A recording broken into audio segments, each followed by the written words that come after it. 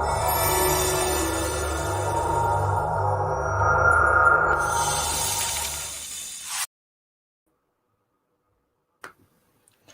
everyone, and good morning. This is OG Star Wars here, and today what I have in my mug is some Thanksgiving blend coffee, which is basically a roast that's a mild roast from Starbucks, and it has little notes of, I guess you could say, warm tones, I guess you could say, if you're a coffee connoisseur, you know what I'm exactly talking about, which is a little bit of cream and a little bit of sugar, some coconut sugar. Good morning, Stig. How are you doing? Freezing my ass off, stomach cramps, and food poisoning. Oh my God, thank you so much. He announced this when we're in the back room before we got started. And he is such a troop. He's still dedicated for today's show. And later on, we do have the literature review for Shadows of the Empire. So he, needs to rest up and stuff. And I wish him well. And he still wants to be on there as well. And so that's dedication and that's commitment. And thank you so much, Stig. Oh, and I see Matt Wilkins in the chat. This is going to make you laugh, Wilkins, because the food poisoning comes from chicken. Messing with chickens, huh? Well, obviously Wedge didn't have a problem with chickens. Oh, goodness. All right, so let's see who we have here. Seth, thank you so much. You've been hanging out for a while. Practice unprotected chicken. Unprotected chicken, huh? All right. And then Zagrot315, howdy you all. And again, Matt Wilkins, bring on the OG and Stig. And good morning to you from Cali. And I am not coming on screen right now. I've been busting my butt with homework. I'm almost at the home stretch for getting my degree. And so I got up, got ready, did some stuff around the house. So I wasn't fully ready. I'm not coming on screen. But my mug today has the Twin Suns logo on it, which I love. Miss Martin Muse, good morning. And we will have Miss Martin Muse on literature review as well. And that's today at 3 p.m. Pacific Standard Time. And we are going to talk about Shadows of the Empire novel and multimedia project. And it's Muses, not Muse. Muses, I'm sorry. So we are going to talk about Shadows of the Empire. And again, like I said, today is the anniversary of the game. And I know Stig has played it, so he can, break that down some. Oh, I've played it from start to finish. But I'm not going to claim I remember too much about it, though. Yeah. But, okay. Yeah. So here's the information. So it's at 3 p.m. Pacific Standard Time. If you want to know how Luke progresses in his training, and what Obi-Wan leaves him, and plus the adventures of trying to rescue Han, as well as Luke building his lightsaber and everything in between Empire Strikes Back and Return of the Jedi, come join us because it's a great story, a great leeway between the two movies. So, Orange Hat Reviews, nice little fact. Yep.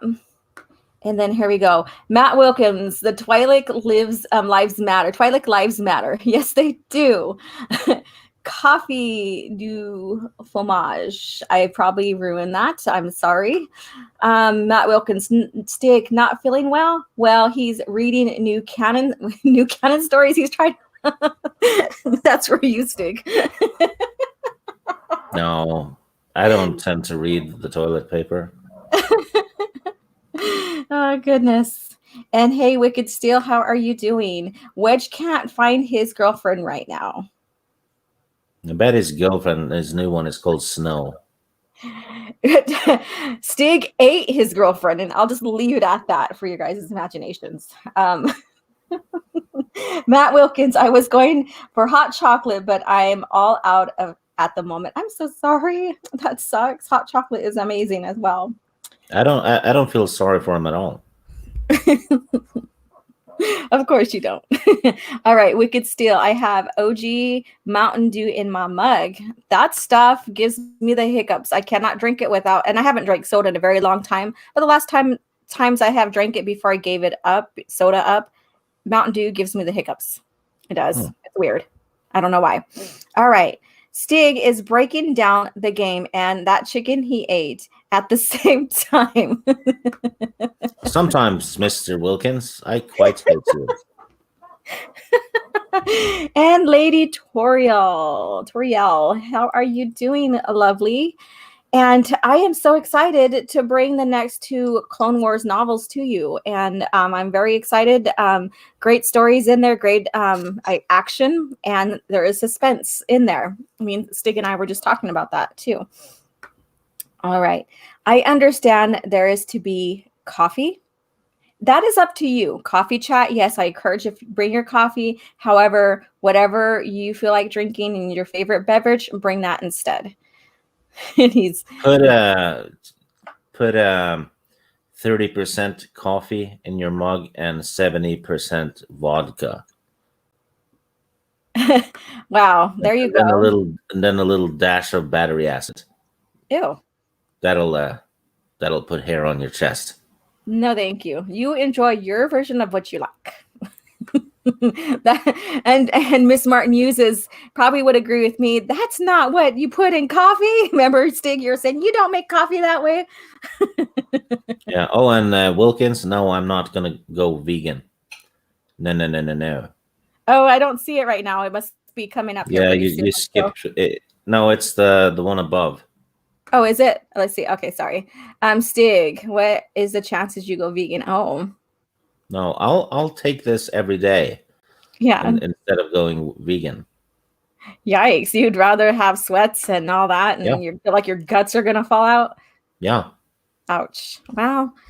I mean, I could mostly go vegan. Like, if I yeah, there's times like there's like days in a row I would just eat like nothing but veggies and stuff like that.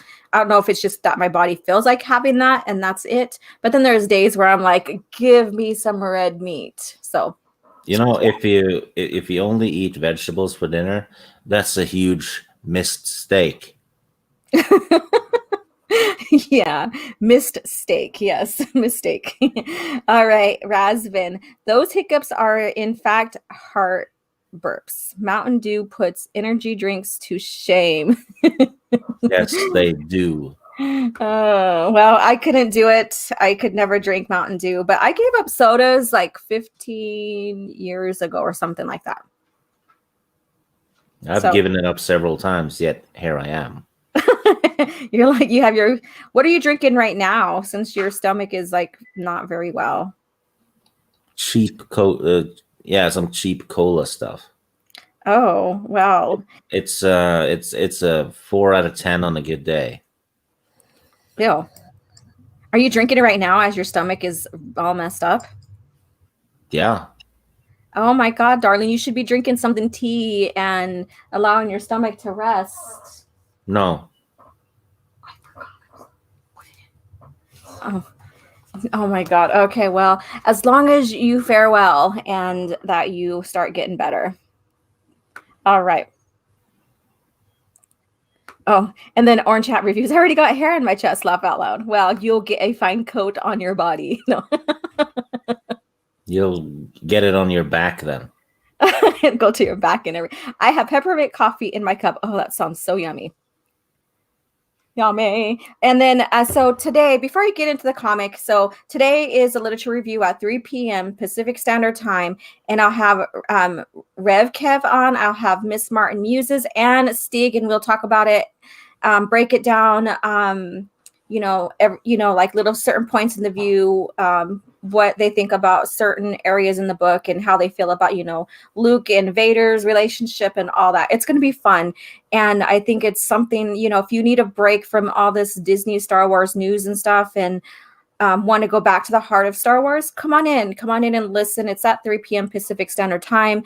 Again, if you haven't read Shadows of the Empire yet, you will get a lot of spoilers, but I think that will encourage you to go pick up the book as well. You know that book stream tonight? Mm-hmm. You realize that's a joke, right? Because it's kind of like a Viking, a Native American, and a priest walks into a library. Oh my God. Okay, go on. It's right there. You know? Oh goodness. Well, at least your little stomach illness is not affecting your mind. I give you that. You're still sharp. So let's see here. Let's see. Orange Hat reviews. Get some ginger ale in you. It'll help settle the stomach. Correct. Ginger ale or ginger tea with a little bit of honey will help settle that stomach of yours. Hey, No. Alex, how are you doing? I made Dr. Pepper Dr. Pepper. That includes Pib Extra and Dr. Thunder, a root beer boy. Awesome. Enjoy. And then Duh Penguin. Why, hello. And then Cavitino Che. Stig needs some Walton's Premium Blend. Oh. No. No. No. No. No. No. And then Alex again, I'd get a second cup of coffee for the day, but I don't trust the blender at work. Oh. Yeah, you do you. If you don't want to go down that path or whatever, don't do it. Don't do it. If you don't trust the blender, you have to get to the chopper. There you go. There you go. All right. So I love Shaak-Ti. I love her image concept, and she's a Torgruda. We know that already. Not Togruda. If I'm saying it right, I'm sorry if I butchered that. And just her image is beautiful, and she's such a great character. And this comic, has her as the main character in it. So, do you have anything you want to say, Stig, before we move on? No. Nope. No. All right. And so I'm back on my regular laptop and not on my computer, so I can zoom in on here. So as you could tell, if you were on last week, the image is very different than this one. So I'm using, for my normal computer, the reader is a different program than the one on here. So Shaak-Ti. Yeah, and since we couldn't Zoom last time, it's probably why Soul Assassin hasn't come back. He may show up. You should tweet it out. We're back on the regular program. Zooming is capable. All right. So basically, we have the fight going on here, and I don't recall the planet that they're on here. It says so at the top. In the Oh, corner. okay. There we go. There you go. There you go, Laura. Here's your sign. All right. So it's Brent Hall 4. And so they're in pursuit of, excuse me, sorry, Sean. Also the masters are Sean, Conray, and Plo Koon. And so they're in pursuit of who is the leader of this planet? What's his name again? I don't know. It's not zoomed in enough. It's not zoomed in enough. Let's see here. Yeah, it's been a month since I read this. Whoops, there we go. See, and this is my little problem that I have sometimes. So let's go back. Wow, it went that far. I hate when that happens. And so they are, seen, their fleet basically is being destroyed here, and they're not sure. They feel like, they're being overwhelmed. They don't have the advantage, and that's what's going on here. They don't have the see, this is what happens when I zoom in. Yeah, you need to get a wireless mouse instead of using the pad. I know I do, but this is what we're dealing with right now. Yeah. So they're basically, again, like I said, they lose a master. They lose Sean Conray. Sean Conray. Say that about 3 or 4 times fast. But yeah, Sean Connery. Sean Connery. Yep. Sean Connery. Yep. Nice catch. Nice catch, actually. Yeah, there we go. Wow. That is crazy. And then so we have the scene right here, and this scene right here really caught my eye. So this is what I use for the thumbnail here. So we have Shaak-Ti right here, and she's on the ground. So those masters are up traveling. They're basically being destroyed by the forces that they're fighting against on the planet there and stuff. And she's on the ground, and she's basically saying that we're being overwhelmed, and they're trying to give commands and stuff here. So you have anything you want to say about the scene? Well, it's reminiscent of the Geonosis attack, isn't it? Yes, it is, and that's what I thought too when I was reading it too last week, and then I reviewed it again this morning or last night, and finished the second comic that we're reviewing, and I was like, wow, yeah, it feels like Geonosis in a sense, you know, just the atmosphere and what's going on and everything. So, and then so we have the bad guy here, and so he's of course working with Doku, Yeah, and Shogar talk. yeah, Who yep, uses an axe? that's a vibro axe, right? Is Yep. that what it's called? Yeah. Vibro axe. Something like that, yeah. Which So is there are it in the could be headquarters. for those of you in the chat that doesn't know what a vibro axe or a vibro blade is, it basically, well, it vibrates at an insane speed to make the edge of the blade way more effective. Yeah, yeah, exactly. And so they're talking about basically defeating the forces there, and this is his Shogar Talk's fortress right here, or his palace or temple or whatever you want to call it. And Bunker. the bunker, yes, the bunker. And so let's go forward here, because I don't want to spend too much time, because there's a lot to talk about in these two comics here as well. And so we see Shaak-Ti in all her glory, and I think she's so beautiful, like how she was fleshed out as a character, as well as her custom of wearing the type of jewelry she wears and all that. And I don't remember exactly, and probably Orange Chat Review can remember, like but the jewelry and stuff she's wearing also is the animals that I think that they consume, eat, or hunt or something. I'm not exactly sure. I haven't went back and reviewed that in a while. So, but Sure it as kind hell of isn't sure as hell isn't chicken. right. Poor Stig. He's like, it's not chicken. And it's kind of like in reminiscence of like a little bit about native culture, so indigenous cultures, where they and this even maybe goes back to Tuscans as well, in a sense, in a little sense, is that you have these species, like for my tribe, you have the buffalo, and we consume it, we use everything. So we honor the buffalo, we don't just waste, we use everything we can, including for jewelry, for clothing, for our homes, all of that. So, but anyways, I Did digress. Did you hear about the bull who had to send his son to college? No, what's that about? Well, the bull looked at his son, and the son was heading off to college, and the bull said, "Bye, son." I should have known. Yeah, I think I've heard that once in my lifetime. All right, so and so she talks to Plo Koon here, and she's asking him to recall all of the landing craft that you can. And so she's communicating with him, and she has a plan to get into the fortress, or whatever you want to call that. And so he's already basically saying he's already done that. And he goes, if Shogar Talk's insurgent is allowed to succeed, we may lose access to the Parliamian trade route. And so there we go. So I love how they talk about past and present things in these comics, or in the lore, and tying everything together.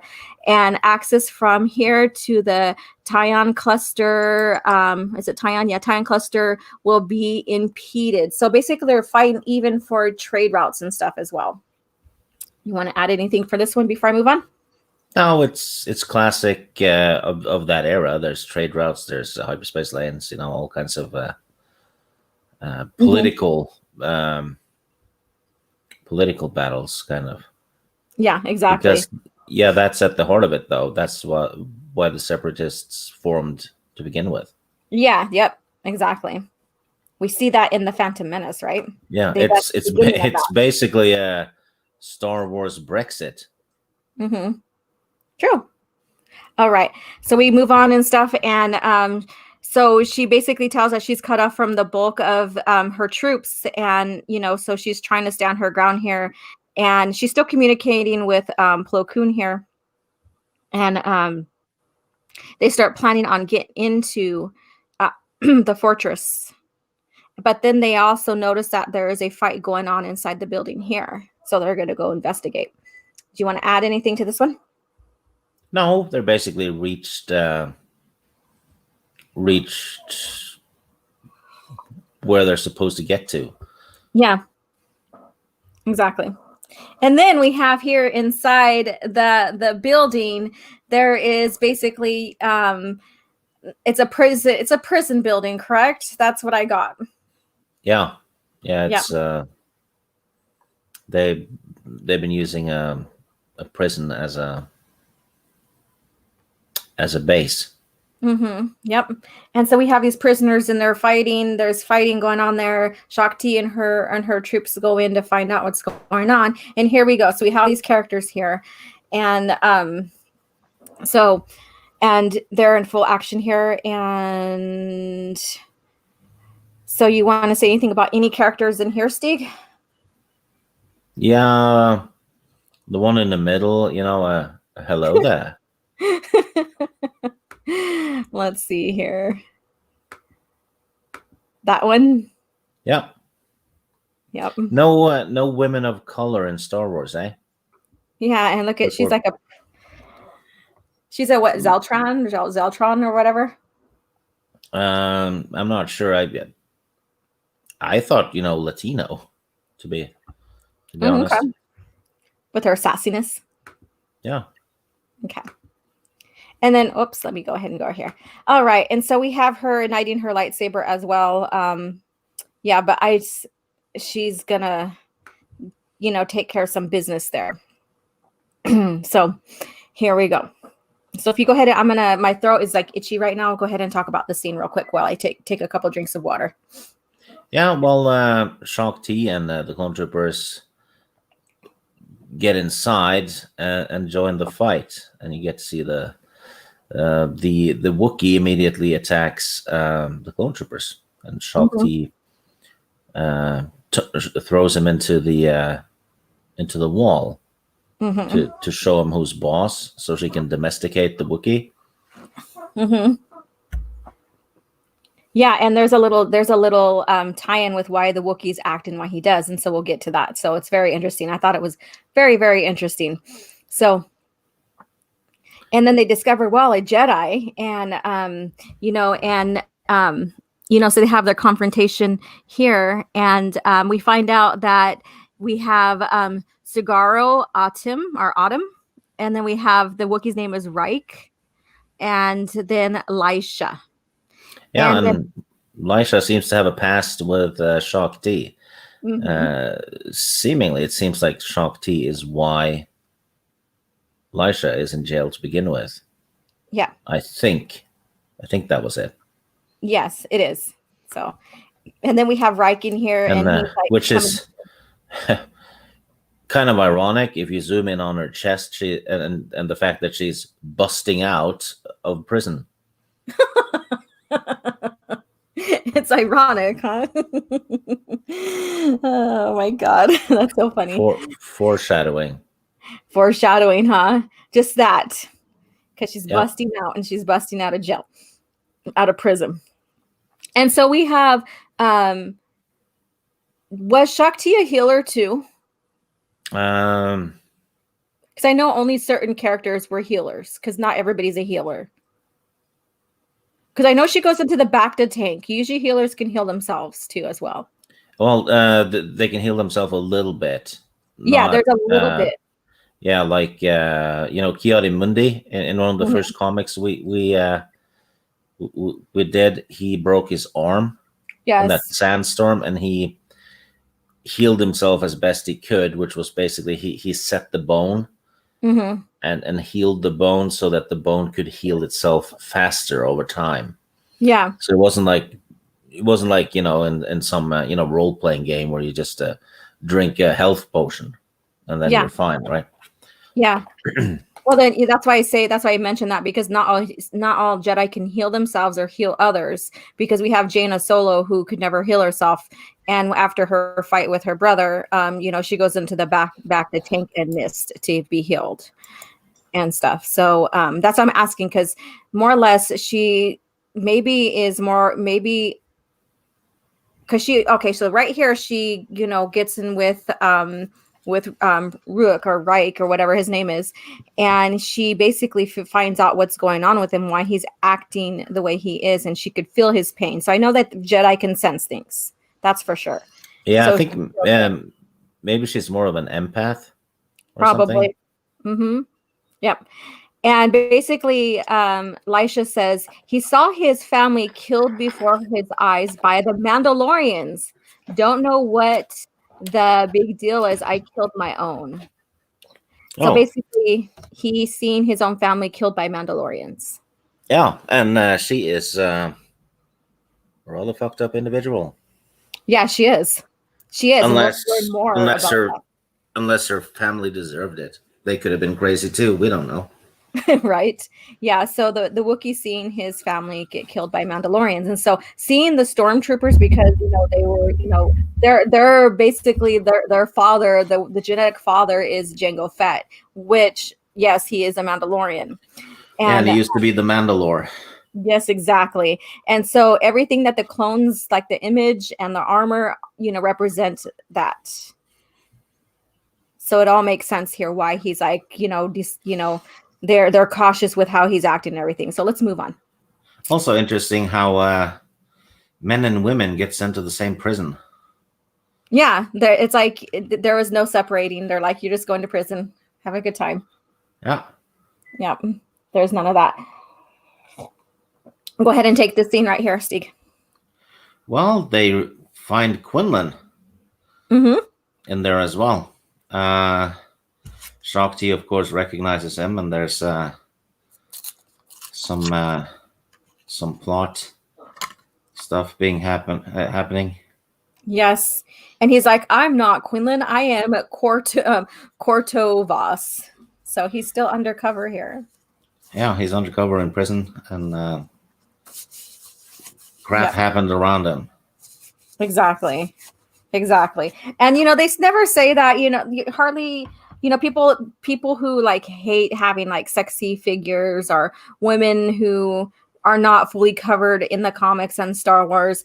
Well, we also have that as women, Quinlan Voss basically has a nice looking body here. Okay. So I think it's well represented on both sides that, that dress, how a figure dresses is both could be covered and uncovered or whatever. I guess that's my point. And it doesn't really matter. And I know people who are on Twitter will see people say, that's not Star Wars.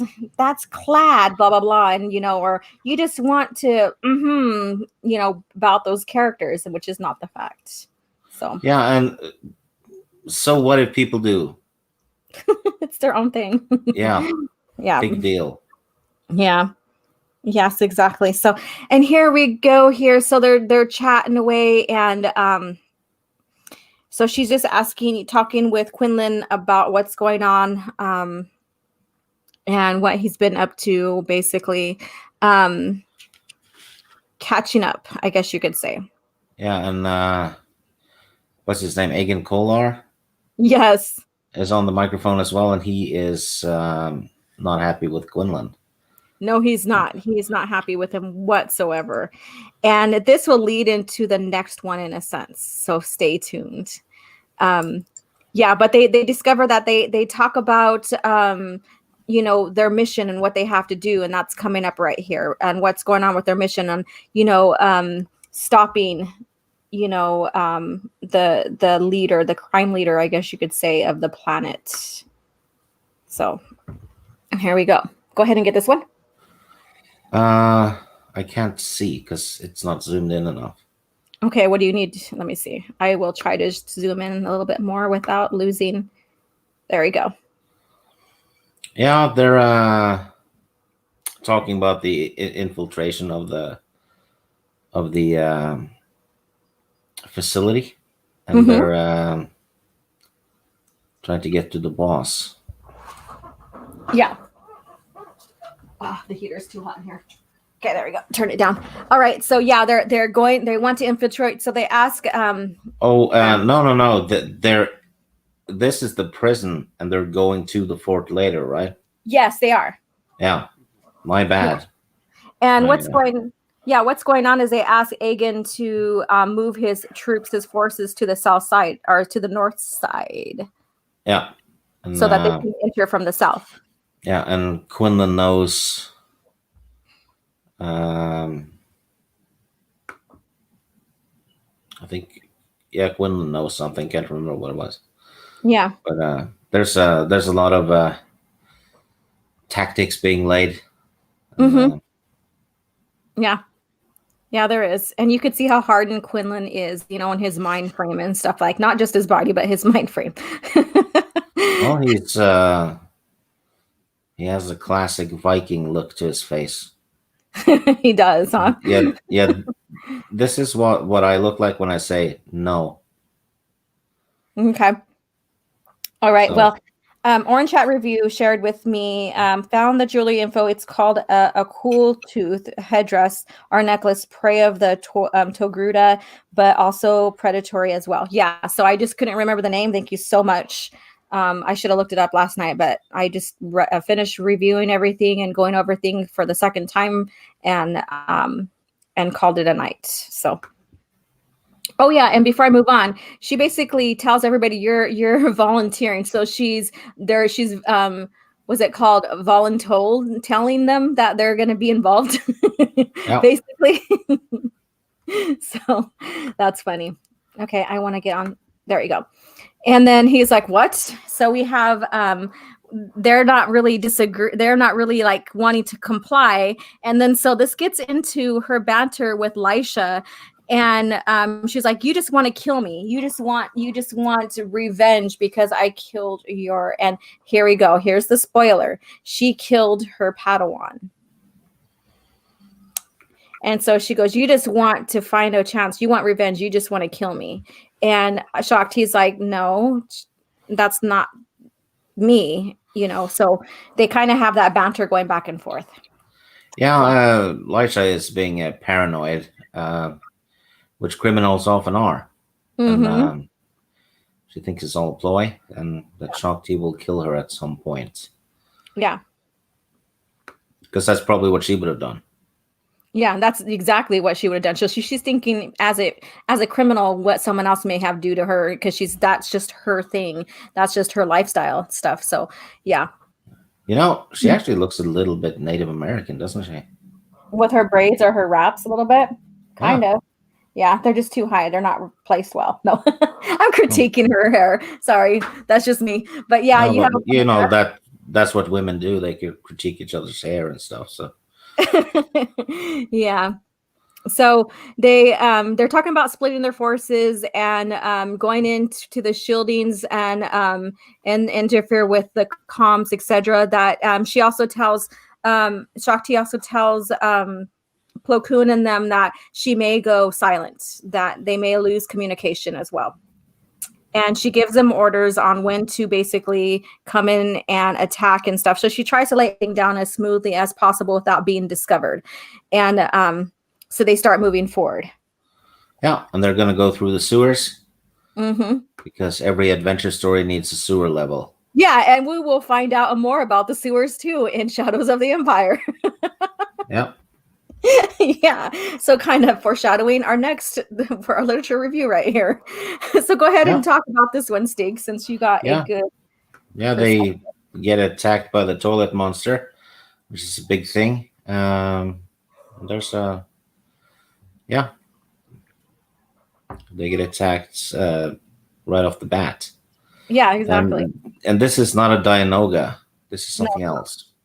yeah, it's something else. And I think Quinlan, let me move forward here. So we have that going on. They're fighting for, fighting for their lives here. We have the Wookiee dies here. He very much dies. That's actually Mhm. three impalements at once, isn't it? It is. And I love that he has that regular sword blade there that he's using. He does give himself, right? Because that's what Wookiees do to protect people. They give himself, they go straight in, and that's what I got from this. Is Oh that he yeah, went straight in. yeah. He doesn't care because he kind of wants to die, I guess, because he's lost Yeah. everything anyway. Yeah. So he's reckless and he dies, and then Shaak-Ti kills the monster fairly quickly, actually.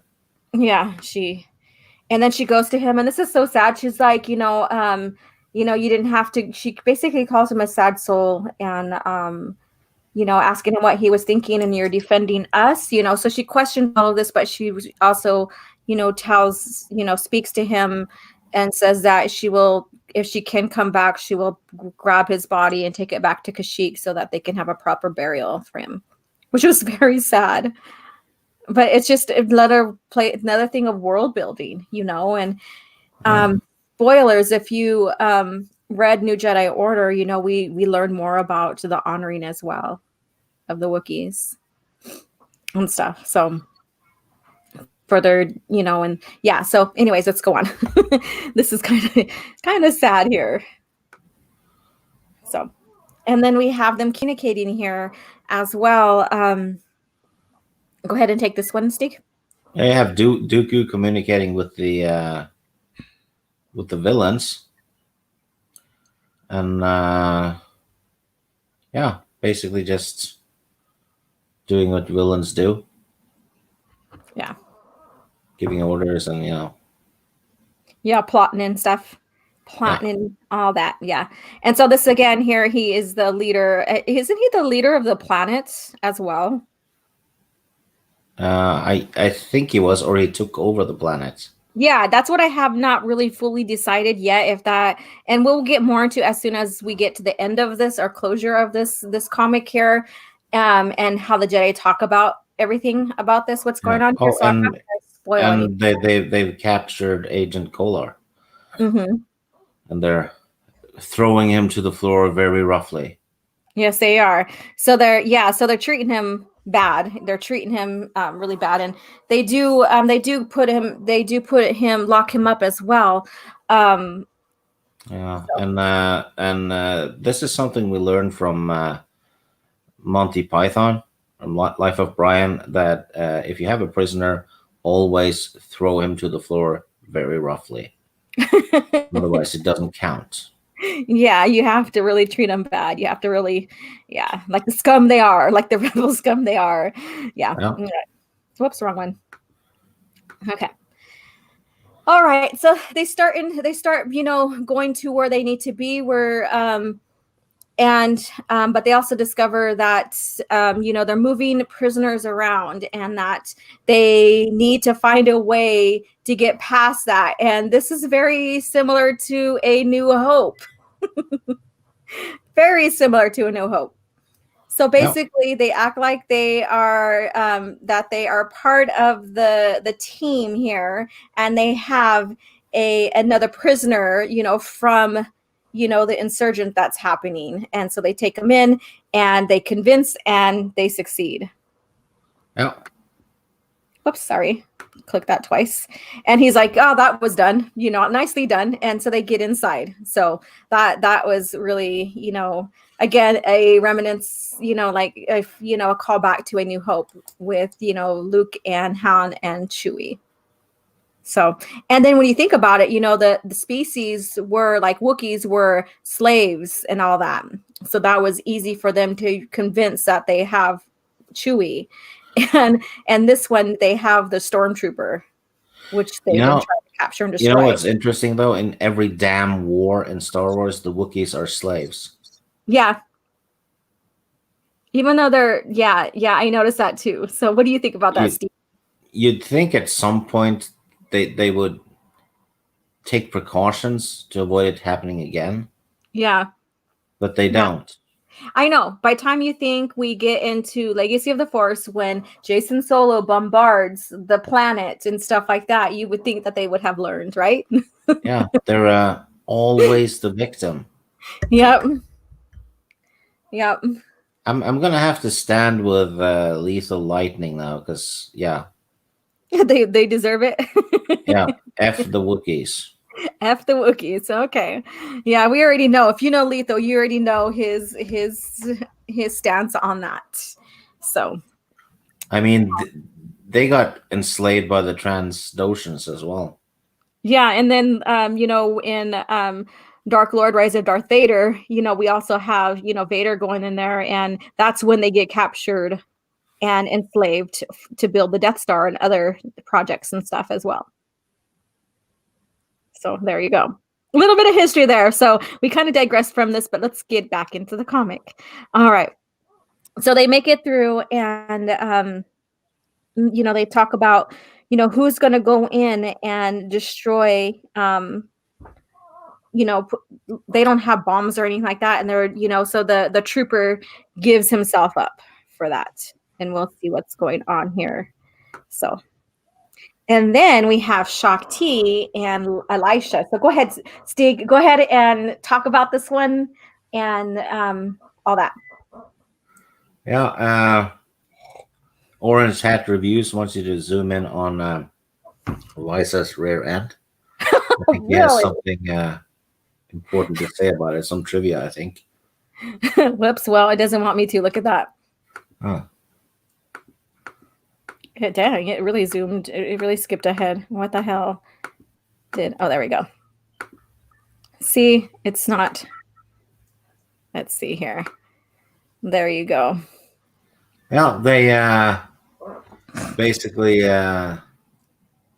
argue, or rather, Elisha's not trusting Shaak-Ti, and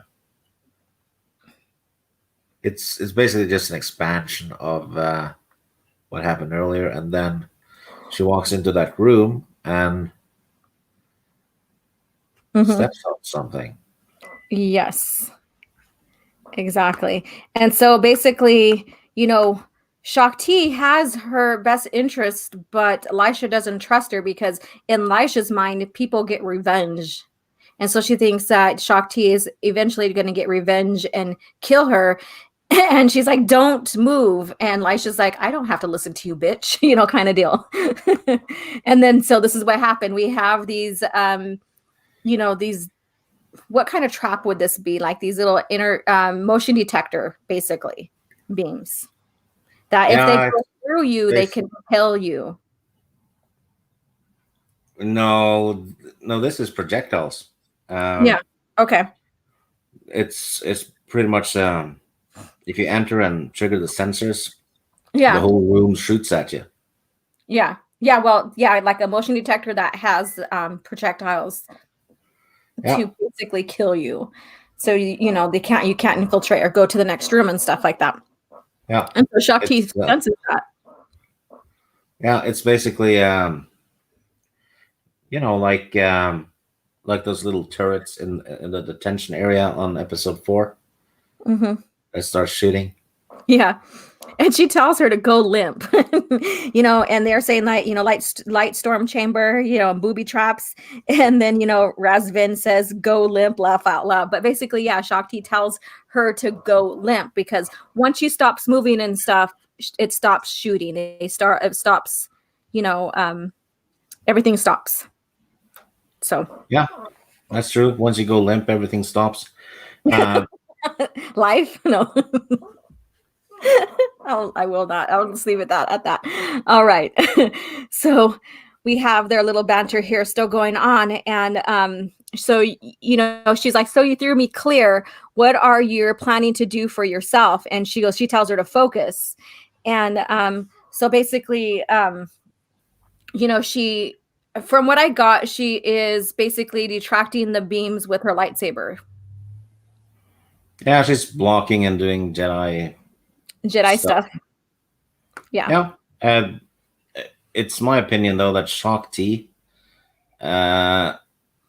is on the same power level as Mace Windu. Yeah. Because she does a lot of stuff that's clearly very powerful. Yeah. And while Mace Windu would probably beat her in a lightsaber duel, I think if it was an all-out force battle with lightsabers, it would at least be a draw. Yeah. Yeah. Yeah. We had a good discussion on that too. And I do agree. She has, she's very skilled. She is very, very skilled as well. And we have a little cat fight going on here. So after everything happens, she goes, Elisha says, you want me dead. I killed your precious Padawan and you intend to kill me here. And Shaak-Ti said, I simply wanted revenge for Fei Shun, or Fei Sun, I would have killed you when I first caught you and not turned you over to for imprisonment. Yeah. And then she slaps Shaak-Ti. Yeah. And we So have a prison cat fight. exactly. And I'm like, Shaak-Ti didn't see that coming. She freaking got slapped. So and then she pushes her though. She's like, bitch. Yeah. Yeah. So we have their thing going on here. And she basically makes a deal with her. It's like, if from the beginning, which we didn't touch basis on, and I'm going to do it right now, is that for Elisha, if she helps out, she basically would let her go free or something like that, or there would be some kind of immunity for her for helping out. And but later on we'll find out what really happens. So and then she sends her in to use her, basically her Zeltron or whatever she is, her seductive way. So she sends her in to basically the the bedroom to seduce him. So go Yeah. ahead and talk about this, Stig. Well, she goes in there to shag him, Mm-hmm. and yeah, gain the group an advantage. Exactly, she does, and you could see she's faring very well with that, very well until Yeah, and Soul Assassin is in the chat, and he wants us to zoom in on the bottom left, sorry, bottom right part of that picture of the page. There you go. You guys happy? Here we go, Soul Assassin. Oh, you guys are funny. All right.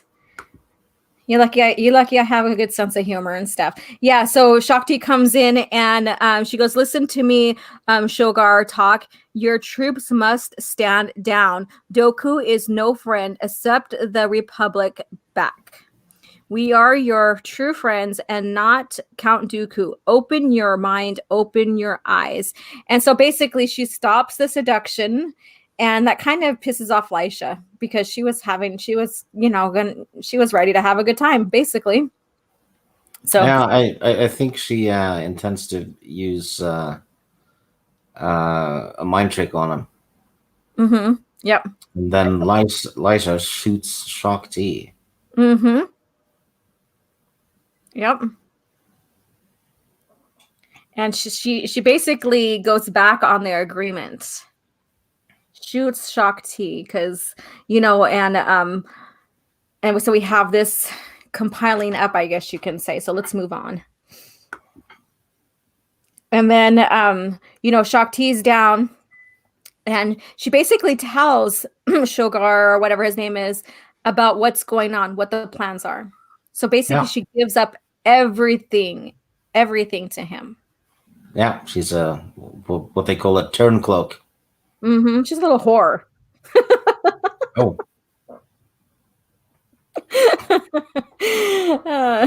Yeah. And so then we go back to Quinlan Voss and the rest of them, and they let me see here. As long as it takes rewire. Okay, so they're talking about, because he's like, you don't have any bombs or anything. And so basically Quinlan says, as long as it takes to rewire energy cables into a feedback loop. So basically he's telling him how he would rewire it that would make it explode and stuff. So just showing and sharing a little bit about his understanding of, of technology and stuff to make it explode, basically. And then, so they go in and let's see here. Where are we at? Are those? Oh yeah, they're basically they were caught, are revealed. yeah, and then the clone trooper shows up and guns down a few of them, and goes down in a blaze of glory, really. Exactly. So he's left in the generator room here. And then Yeah, Plo Koon basically is like, well, we haven't heard from them, but we're still going to comply and do what she said, because she even told him that, she may lose communication, and what she does. And so they're still going to keep to the mission, and attack as planned. And then down here we have Lisha, basically, you know, feeling just fine about everything she did. So, Yeah. And it turns out Shaak-Ti is not dead. mm-hmm, exactly. Exactly. And it's so funny down here. She's, well, Lisha, you said your name was everything you told me was true. You may, I best show my gratitude. And she goes, there's a bed. And Yeah. a throne next to yours would be nice. Oh, she's a climber. Mm-hmm. And then we have Shaak-Ti, and she's waking up from basically the injuries and stuff that she sustained. She calls her lightsaber. So go ahead and talk about this one, Stig. No, she uses the Force, calls the lightsaber, starts fighting with the Axeman, Mm-hmm. and the Elisha um, gets her blaster chopped in half. Mm-hmm. So she pulls two, I guess, short swords. Mm-hmm. Yeah. And she's very agile. Yeah, she is. Look at that. So Good for probably her. probably an excellent. What was it you call her? Whore. Yes, I called her a whore. But yeah, she's very agile and probably flexible and all that. But yeah, so he gets a chance to use a vibro axe against a lightsaber. So So basically, she's a warrior. a warrior. Well, everybody in the chat, there is a new name, a warrior. So whenever the female villain, seduces and all that, she's a warrior. Yeah. Oh goodness. Things Actually, learned that on my should be channel. that should be a term. A woman who uses her body as a weapon is a warrior. The things you learn on my channel. There you go, everybody. There you go. All right. So we have the clone trooper that basically, he takes it for everybody. So he's the one that says, okay, well, I was left here. I guess I need to get this shit done. Yeah, still injured and Mm-hmm. yeah, but it's So operational. yeah. So he sticks to the mission, and that's what they are for. Yeah, top man. Mm-hmm. Let's see here. And then let's go ahead and explain this one right here. I can't because I don't remember what it is. I will go with this. All right. They're taking Quinlan and the other guy away, Mm-hmm. and Quinlan uses the Force on them, Mm-hmm. and he finds his lightsaber, I believe. Yeah. One of them had it, and yeah, they start fighting on their end. Yeah, and they're like, "What? You're a Jedi?" And he goes, "Well, is that a problem?" Oh, And he goes, "My life, I just seem to go in, or seems to go into a sewer when I'm near a Jedi. No offense, near one. No offense." and Quinlan's been in 2 or 3 of them already. Exactly. And so we have the clone trooper. Basically, he sets off the detonator, or explodes the generator. And Yeah. we have a lot of generators that are taken out in Star Wars as well. Yeah. Oh, yeah. When in doubt, take out the generator. Correct. So there's a little theme going on there as well. And and so they're ready to shoot and blast, Plo Koon and them out of the sky, and it doesn't happen. Does not happen. And then we have here Shaak-Ti. And so basically she goes back into action with her injuries and all. Yep. So they finish up their mission basically. So we show how tough she is considering that she was shot. So Yeah. and she basically says it's over, victory, our victory is assured, basically. Yeah. And he continues fighting because that's what you're supposed to do. Mm-hmm. And yeah. Yep. He's dead. Yep. And then so she has her confrontation with Lisha as well. And actually, Shaak-Ti was shot in the gut. Mm-hmm. And she still defeats a highly trained warrior. Mm-hmm. Uh, so kind of undermines the Kylo versus Rey fight, Correct. where they're like, oh, she only won because he was injured, and I'm like, huh? Correct. That's not really a pattern earlier. So Yeah. Yeah, because light sider they can use the force to help block the pain and stuff, and dark sider they can use the injury to create them, make them stronger. yeah, and then everyone realizes shit, it's over, and you need to get out and all that. And Lysha Mhm. runs off. She does. She thinks Shaak-Ti's gonna get her now. So Oh, and here we get a surprise. So she tells her not to move again, and basically she's like, and look at her face, look how awful she looks. So she tells her not to move, not to go, that she's going to take her back to prison, because she basically turned on the plans, she and she's she, like, she looks like Nancy Pelosi for a little bit. oh my god. And so she tells her not to run, and she's like, whatever, bitch, kind of deal. and then bam, she basically ignites the the beams again, and it gets her. Yeah, several times. Mm-hmm. And then Shaak-Ti tells her, you never understood Lysha. I never sought revenge. She had to learn the hard way Yeah, because she didn't she trust anybody or anything, really. She only thought about herself. That's how I see she didn't understand, and now she's riddled. it. She's riddled with holes.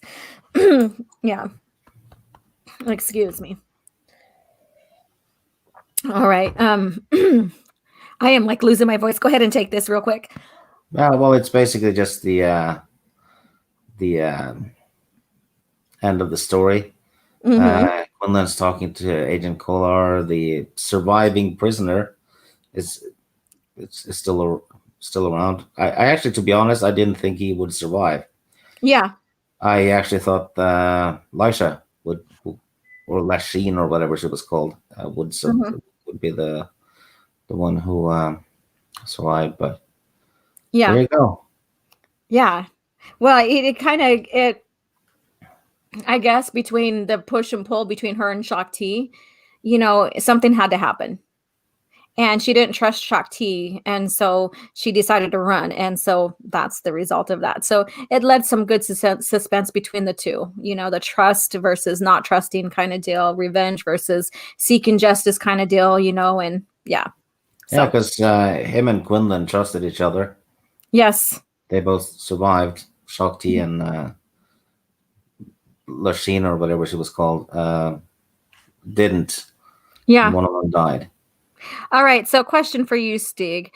So Shogar or whatever his name is, I probably got his name wrong. He says that he needs to go find his family, because we learned that, he used to be work for the New Republic, or the Old Republic, sorry, and as a guard or something like that. And he leaves his family, he leaves everything. So he wants to find his family, his son, or maybe hunt for that Deveronian, and skin him. So he talks about a Deveronian. I wonder if he's talking about Quinlan's friend. Oh yeah, that's a safe bet. Foreshadowing? Yeah. Yeah, it's because everyone hunts that guy. Yeah, that's what I was thinking.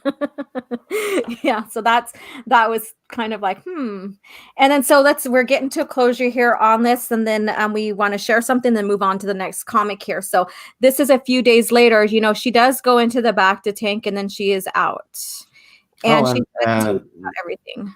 notice how she tends to meditate at the temple. Yes. Isn't that what she did in her canon death when Anakin killed her? Yes, that's exactly. Her canon death is in the novel. Exactly, and this is from before the novel. Mm-hmm. So, And this foreshadows it, because she's meditating to find answers to where they're really going with this war, and that really what the Jedi mean, and what it means for them. And so it makes sense that she's found in the temple again meditating, when all the shit's going down. because she's trying to find answers on where the direction that they're going. Is it true direction for the Jedi? Yeah, so George basically stuck to her whole character, Yeah, her character arc and stuff. Yes. which is EU yet again. Mm-hmm. Yeah. And so we have Plo Koon going in there, and he decides to sit and meditate with her. And she has that question, if that's the true way, and all that. And but she's trying to find answers. And then basically says, meditating and asking questions is good, even if there's no answers to your questions, basically. So Yeah, and that makes perfect sense because every Jedi, even though they follow the Council or are on it, are still individuals. yeah, exactly. Oh, thank you so much. I don't even pay attention or even say send me a super chat, because I figured that's up to you guys if you want to do that, and I greatly appreciate it. So IL Divino Vega at $4.99, just want to show some love and say thank you, OG Star Wars and Stig, for sharing knowledge of the lore, continuity of Star Wars, learning from you all. Thank you so much. And that's the intention of this channel, and Stig has the same intention, and back he loves Star Wars lore like George Lucas era of Star Wars. And and he's very knowledgeable as well. So I love having him on as a co-pilot to Coffee Chat. All right, so let's see what you guys have to say. Matt Wilkins, Stig is meditating on the toilet right now. I most certainly am not, sir. I had to show I'm that right reading a video game manual. as we review this as well. And then Razvin, and she kills Sugar Toss Dude. Yeah, that's what Sugar Toss, right? And Suicide by. Okay, let's go down. Shaak-Ti is badass and much better than Ahsoka, in my honest opinion. I really love Shaak-Ti. I've always thought that Ahsoka served a purpose for a little bit of time, and she should have been killed off before the Clone Wars, at least. So. Oh, Orange Hat Review says her canon. Yeah, he's right. Her canon death is not in the novel. I think it's the Force Unleashed. Mm-hmm. That's the canon death. Yeah. Unless I'm mistaken, though. Usually, it's certainly not the Lego game death. That, or any game death or something like that. So yeah, Stig it's because the well, when it comes to the Force Unleashed, the novel is the canon story, not the game. Mm-hmm. Yeah, of course. Same with Dark Forces and Jedi Knight and all that. It's those novellas or whatever they are. That's canon. Basically, in the stuff that's in print. Yeah. Not the digital game. Yeah. Because you can solve games in different ways, right? And Force Unleashed has 2 endings. Yeah. Yeah, and I just seen someone recently try to use that as you think, and I'm just gonna go there. I didn't plan to, but since we're talking about it, they're like, if you think, let me turn that off. All right, if you think that Rey is a Mary Sue, then you haven't seen, Star Killer kind of deal. And this person uses his game arc. Yeah, I mean, of course, every character in a video game is a Mary Sue due to game mechanics. I mean, even Call Katarn. Yes. Because if you play through all the 3 games where you play as Call Katarn, you probably get shot 2,000 times. And you still keep going because you just use the healing stuff and the med packs and all that. And yeah. Oh, we have speaking of that, we have a link. Yes, we do. And let me go ahead and show that. And then I was requested in this ending, read the ending line to this one here as well. Because I remember I mentioned it earlier, but basically she's like questioning, who are we to go in and tell this planet who should be their governing leaders? basically. And she has a point that they're imposing, they're taking away the planet's freedom of deciding and their own choice away from them. Yeah. Yeah, true. Mm-hmm. And yeah, the link we're about to share is for it's basically a big shout out for a YouTuber called Game Lore Dash, who Mm-hmm. recently did a very splendid video about 20 unreleased Star Wars video games, and he did a damn good job. And he has another one as well that he did recently about why the third Knights of the Old Republic game got cancelled.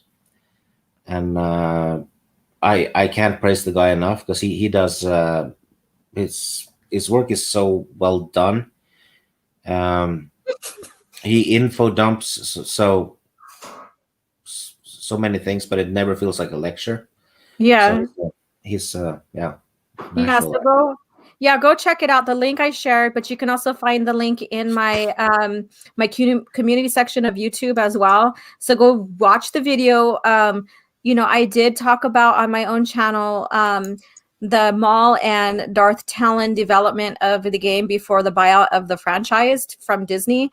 And so he does mention that among other games. I think I knew about like 1/3 or maybe half of what the games he was talking about. So go check it out. Go subscribe. So, support him as well. And then we have Matt Wilkins here. Stig ate bad chicken and had to take his Ashoka to the bathroom to squeeze out the stinky the hunt. Oh my No, God. Matt Wilkins. I went to the bathroom and did a Jedi Academy trilogy. Oh Lord. And here we go. Yeah. And then Lethal Lightning at $2. Thank you so much for coming in and supporting love. Matt Wilkins is a Baby Yoda fan. Dun dun dun. Well, then Matt Wilkins must die. And Dash Star. So I don't know what that's about. Lethal Lightning, more like a lethal liar. Oh, we're taking shots now. Here we go. All right. And then Mr. Dystopian, I always thought Kyle trained with Kuron Jedi Holocron. Matt Wilkins and Lethal and Ryan did a EU talk yesterday on YouTube, and they didn't invite me. They're on my list now. I wasn't even invited either. What the hell? No, I couldn't be able to go anyways, but maybe he sent a link. I don't know. But yeah, I had to catch up on homework. That's why I wasn't even on Babe to Menace last night. So yeah, I'm going to have to go. Whose channel was it on? Wilkins. Okay, I will have to go back and watch. I'm not going to watch it on spite. Oh, sorry, Stig. Me, even if I was invited or whatever, I wouldn't be able to go on. I had to take care of homework and stuff. So, all right. And Letho's laughing his butt off here. And then Matt Wilkins, Aussie $2. Isn't that 10 cents for US dollars? And then Matt Wilkins, Stig, if you want on the next more civilized age, you got it. I'll think about it. Oh, geez. Matt, I'll do it if you send me a Jaina Solo Black Series figure. Oh. And money. And money. Are you bribing? Are you bribing him or something? I figured it was worth a go. Oh, goodness. Okay, so before we move on to this, let's go ahead and finish this. Lethal Lightning. But Stig, I preached on my Padme hate on Matt's podcast. I don't mind that. Padme's a twat. I'm gonna have to go back and listen to it while I do my homework. It's gonna actually, Padme's not that bad. She's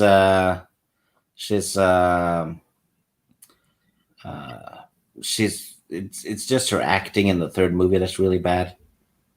Mm-hmm. I don't mind the character though. Yeah.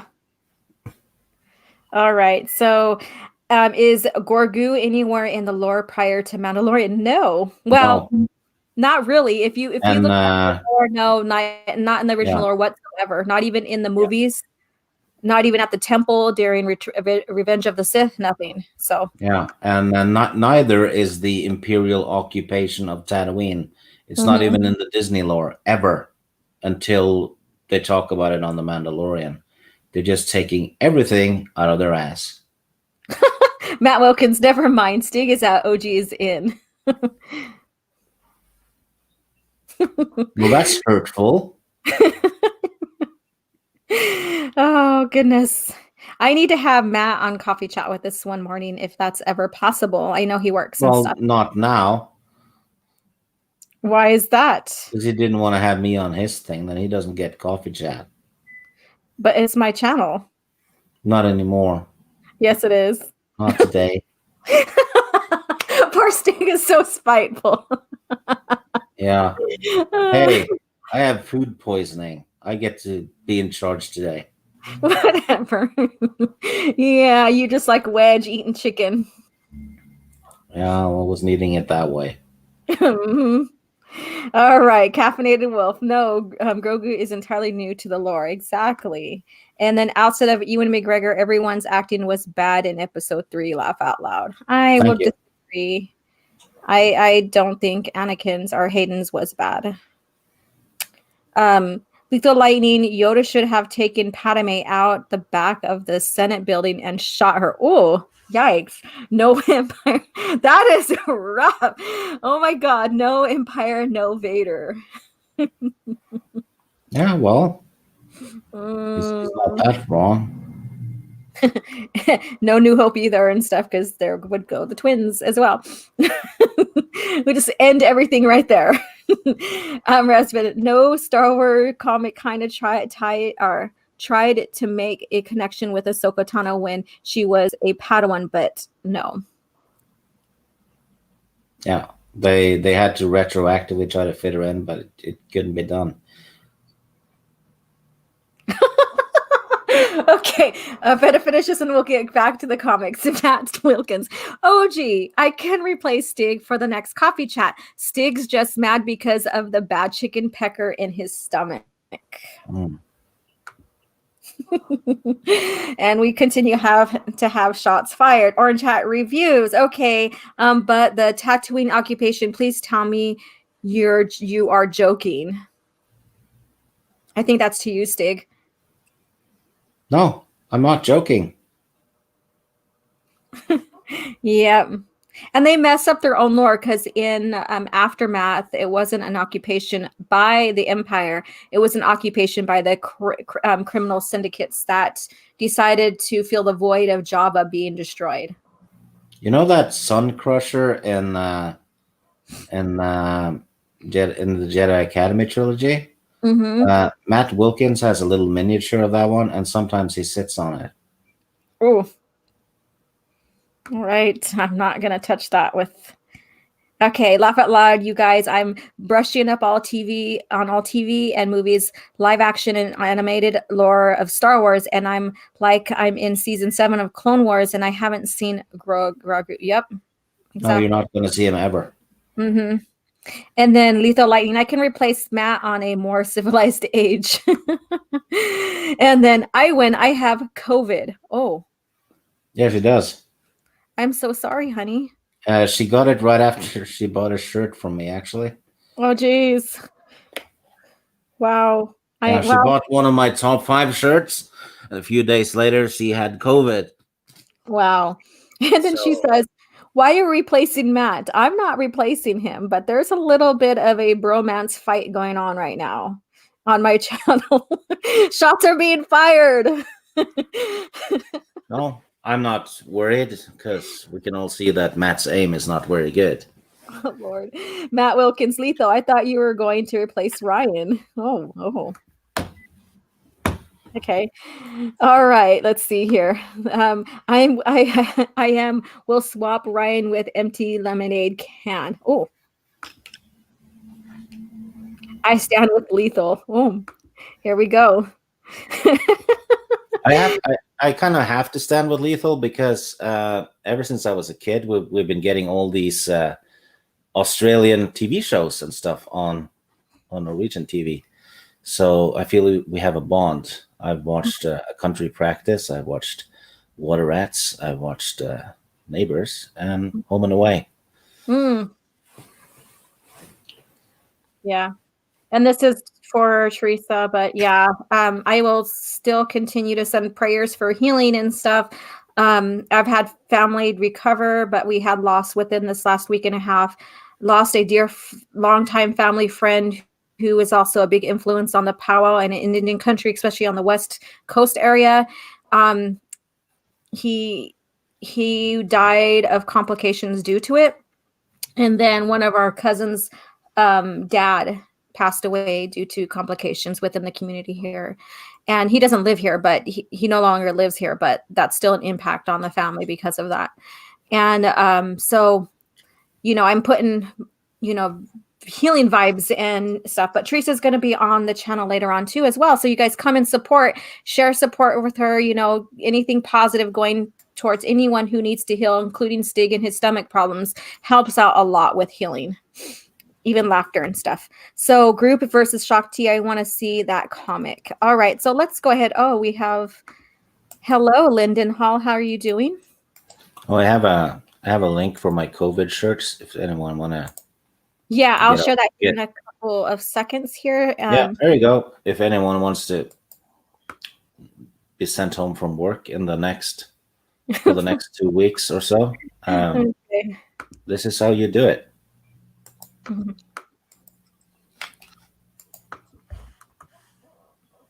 Okay.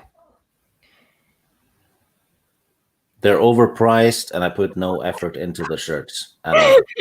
And I'm leaving this here for a few seconds before we move on the comics, because we kind of detracted a little bit from finishing up the other comic here. So Matt Wilkins, Stig shirt gave me COVID. Can we please put that on a t-shirt? I probably would do that, but it probably don't allow it. Yeah, that probably would be yeah. Actually, I don't have to put it on the shirt though. I could put it on the China. On the China. Yeah, true. All right, so this next comic basically is Jedi Fugitive comic called Double Blind. And so we get into Quinlan Voss's story some more about what's going on with him. So they're on Nar Shaddaa spaceport. And we already know that that place is a very, very bad place and that it's ran by the Hutts. So here we go. It's the Nar Shaddaa is one of the moons of Nal Hutta. Correct. And a popular place in the video games. You go there on this in the second KOTOR game. You have to be there a lot, major portion of the game, and then there's the Dark Forces game, and then Jedi Knight 2. Yeah. And I think there's a mission or two in Jedi Academy as well that takes you there. So popular EU place. Yeah, destination where there's more than just scum and villainy. This is like the birthplace of scum and villainy that spreads out. Razvan in the chat says is wondering if the next one is Ayla Secura. No, the Ayla Secura comic will be next week. Yeah, so that will be so the next one where we review is that comic, but it's next week. So there you go. Yeah. So stay tuned. Terminus says he's currently in the Nar Shaddaa level in Dark Forces. Awesome. I think that is the 4th level. And it's one of the best levels. It's difficult, but it's awesome. And then Soul Assassin says Nal Hutta means glorious jewel in the Hutt language. Yep. So, yep. All right. So we have some we have a conspiracy going on. We have this talk between what's his name? What was this little dude's name again? Tukrati. Yeah. Yeah. He was literally the little rat that spoiled the he spoiled something for Quinlan and the Jedi in a comic a few weeks ago that we did about the Camino attack. So there he is again, still plotting with Count Dooku. Yeah, he's still plotting with him, and so he is it's about like some like there's a code that is being sought for something. We'll get into that. And so we see here, and we have this big old huge like creature on the side here, and this art here really gives us an idea of how um grotesque this place is, I guess you could say. Yeah, it's not a they're violating some health regulations. Mm-hmm. Yep. Yep. And then so let's go ahead and move on. It's the San Francisco of Star Wars. People are sitting in the street and stuff. Oh my god. And we had to go there, and I just accidentally Lord, come on, Lord, get your shit together. All right. All right. So we have Mr. Quinlan Voss and what's her name? Colleen. What's her name again? Yeah, Colleen. There we go. I remembered it. Woo! All right. Yeah. So they're still together. Bottom left, Soul Assassin wants you to zoom in on Colleen. Well, he can just wait until we discuss the scene a little bit more. All right. So we have Quinlan, who is still Cordo Voss. Yeah, So that's his alias. Name. Yeah. And stuff, and he is basically hanging out and doing what he's been doing. And I was telling Stig this is that when you get into the Jedi lore and you look at under like Guardian, Consular, Sentinels, and all that, which died out with the old Republic or the old Jedi Order, that because he's a spy and he goes undercover and stuff, he would be more of a Sentinel, part of the faction of the Order. So let's see here. I will do that for you guys. So basically a fight ensues, or basically a fight begins to happen, and we have the clone troopers come in, and we are going to find out what's really going on. So yeah, someone has been sent to deal with them. Exactly. Quinlan. Yeah. Let me go ahead and move forward here. And so the clone troopers come in and they start attacking, and Quinlan likes, what the hell, what's going on? Don't know, not part of my plan, basically. So it's not a part of his plan. So he's confused, but he still defends, he still protects, everything, everybody in there, because he has no idea what's going on, why they are coming at him like that. So we then discover, dun dun dun, we have Master Kalor. So go ahead and take this one, Stig. I'm going to grab some more coffee real quick. Yeah. Agent Kohler has been having doubts about Quinlan.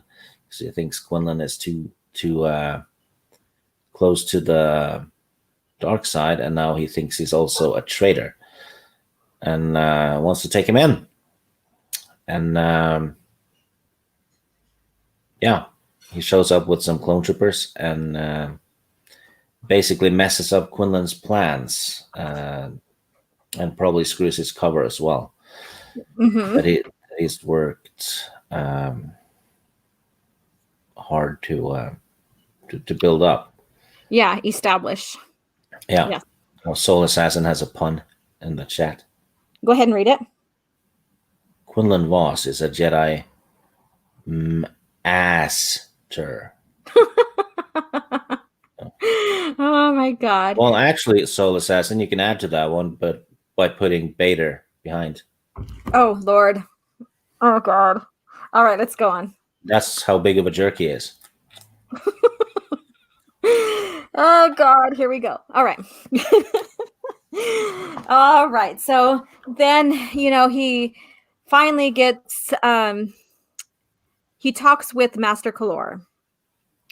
And I find it hard. Basically, what Stig said is that, Master Kalor basically thinks that there's something that Quinlan is going against the Jedi, in short. And we'll reveal more what's going on. I don't want to spoil too much here. And so he is sent to go retrieve Quinlan Voss. Yeah. And he also thinks Quinlan was involved with what happened at Camino. Correct. Quinlan had sent him the information, and it turned out it was a bit of a trap. Yes. And that's because of that rat that works Yeah. with Dooku. It wasn't Quinlan's fault. Mm-hmm. Exactly.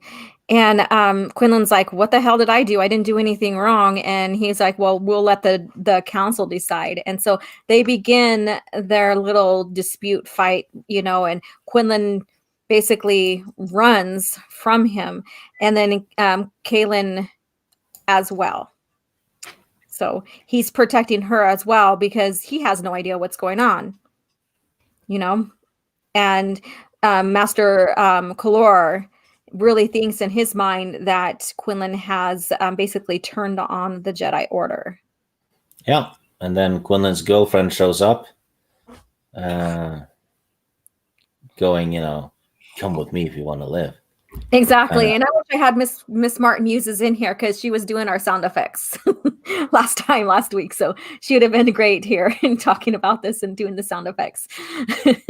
So, but you guys will see her later on the channel at 3 p.m. today. Yeah. And this is the very picture I shared on Twitter 2 weeks ago. Yes. Of Colleen. Yeah. And I said if this comic had been released under Disney, she would not be wearing that. Mm-hmm. And people got angry with me and accused me of sharing porn. I'm not kidding. Someone said it was porn. I know. I remember that. And then and I was also accused of not knowing who that character was, even though I said, "Hey, this is Colleen from the Clone Wars comics.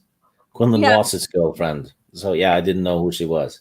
Yeah, exactly. I thought it was like they were just moving the goalpost every which way to make their statement, which wasn't very well. They didn't have a very good argument with that. And normally they don't. And then on top of that, one of the biggest troll that likes to talk shit was saying, "Oh, people just want to, want these characters so they can, masturbate." Okay, I'll just say that. And whatever. And then, they want to sexualize these characters or Star Wars characters. And then when I was researching and going through his thing, through his Twitter, seeing what else he's put in there, then he has a tweet saying that, Star Wars is sexy. And so he has a picture of Leia in her slave outfit and other images. And even George thought so, he says. And so I use that against him. I'm like, what about this?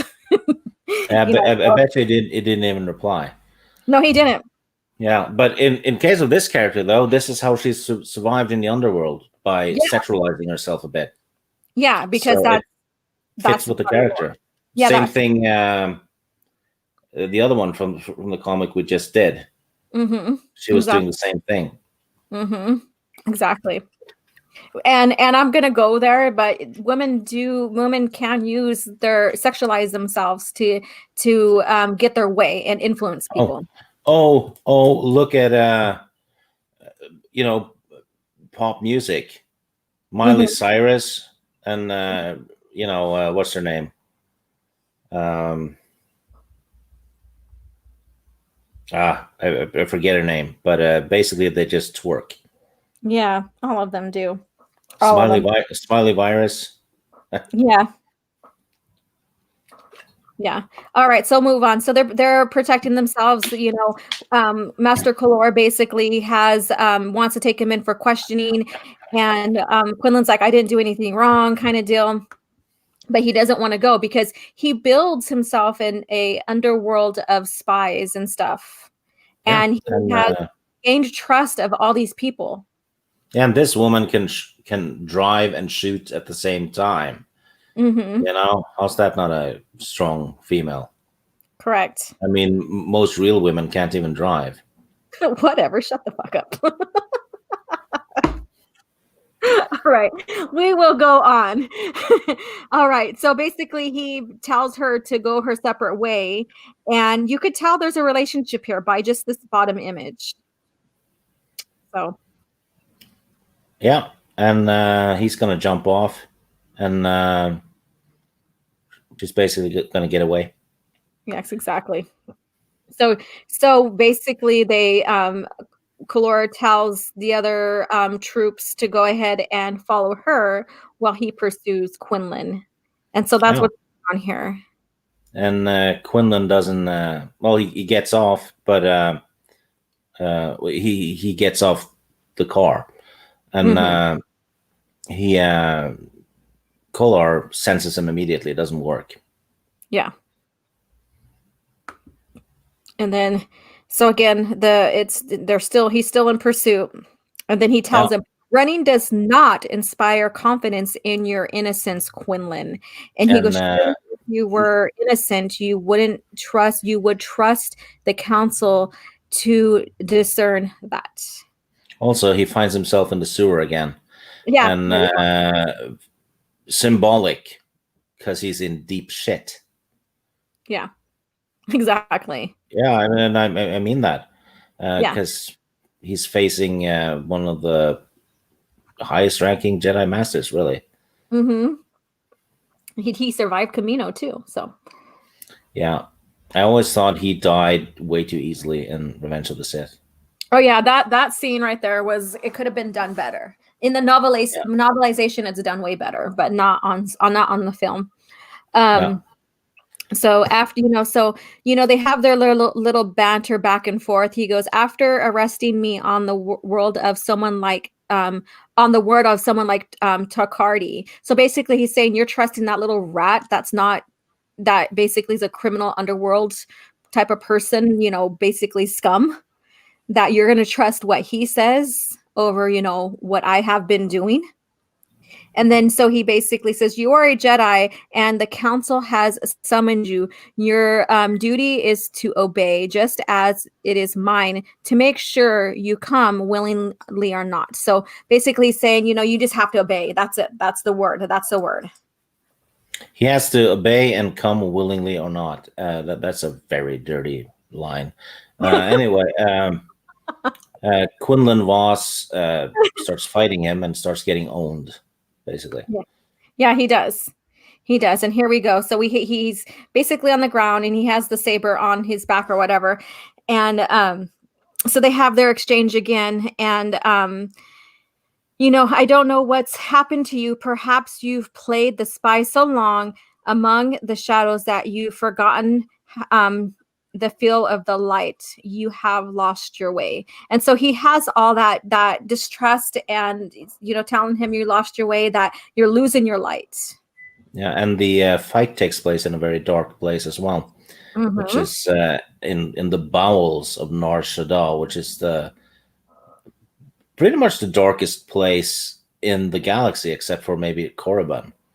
Yeah. So And this is kind of fitting they're for in you. the what? I was gonna say this is kind of fitting for you because your bowels are in a very dark place right now as well. Oh no, it's not. It's not that bad, but it's more like I'm freezing. Oh goodness. But yeah, And so he says, for what? A rat-faced cadre fan accuses me and my fellow Jedi believes him. Then they send you to preach to me. But it is too late for everything else. We should not be enemies, Master Kalor. So basically, he kind of slaps him with some truth right there. So, yeah, and they go and on, and he goes, go ahead. You go ahead and take the scene. yeah, and then Quinlan cuts open some pipes, Mm-hmm. and sewage animal Yeah, rushes that out. was, yeah, look at that. That is the gross. And they're all bark, bark, bark. So they're all crawling out. Just imagine all that sound coming out and stuff like that. And it surrounds Master Kalor. Yeah, so it's not Star Wars anymore. It's Close Encounters of the Third Kind.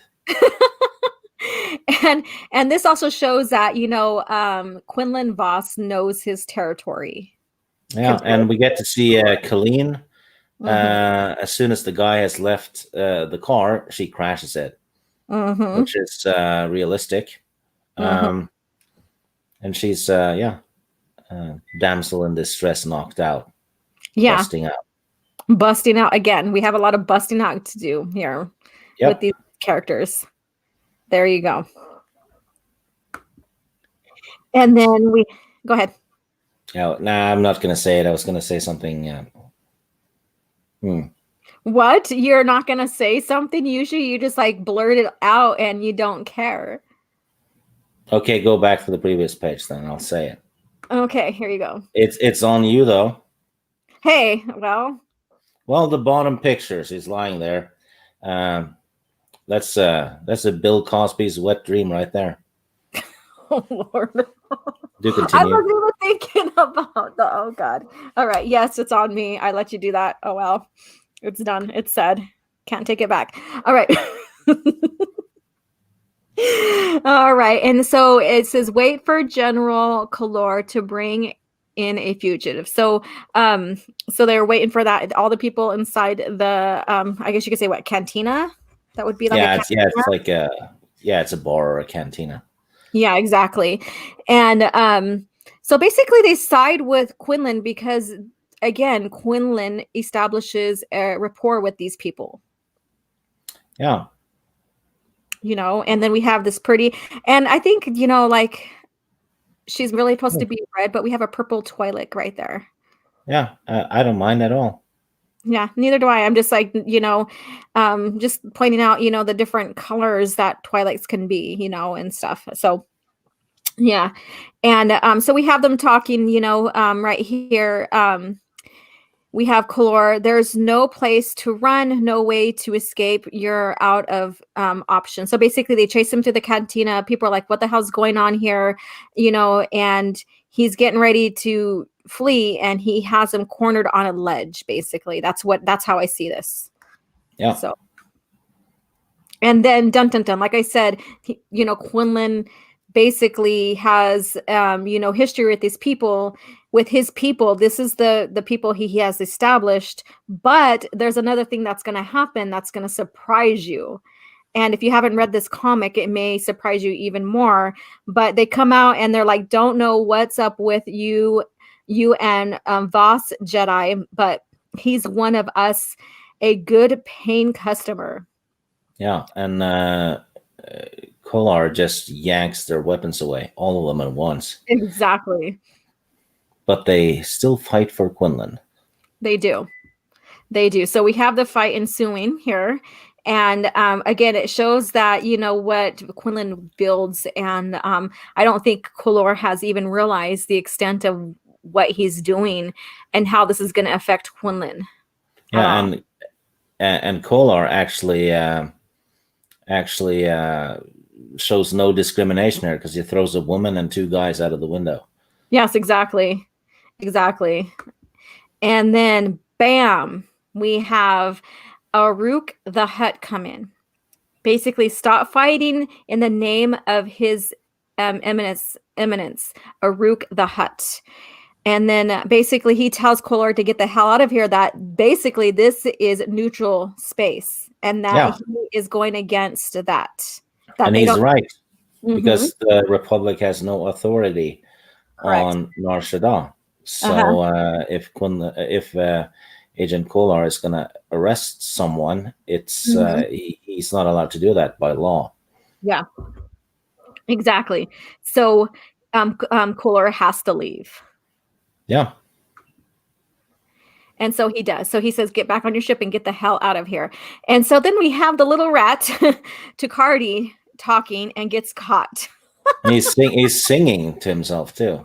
Exactly. So he's singing to himself, but he is caught. He is caught, and he goes and confronts him. And you go ahead and expand on this a little bit more. I have Well, a super. Quinlan Ross shows up and um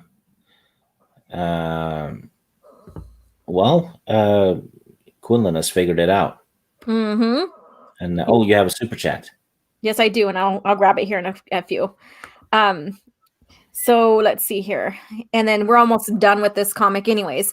And so he confronts him, and he's like, he's a Count Dooku, because he starts telling him, you crossed the lines, you made the Jedi turn on me and stuff.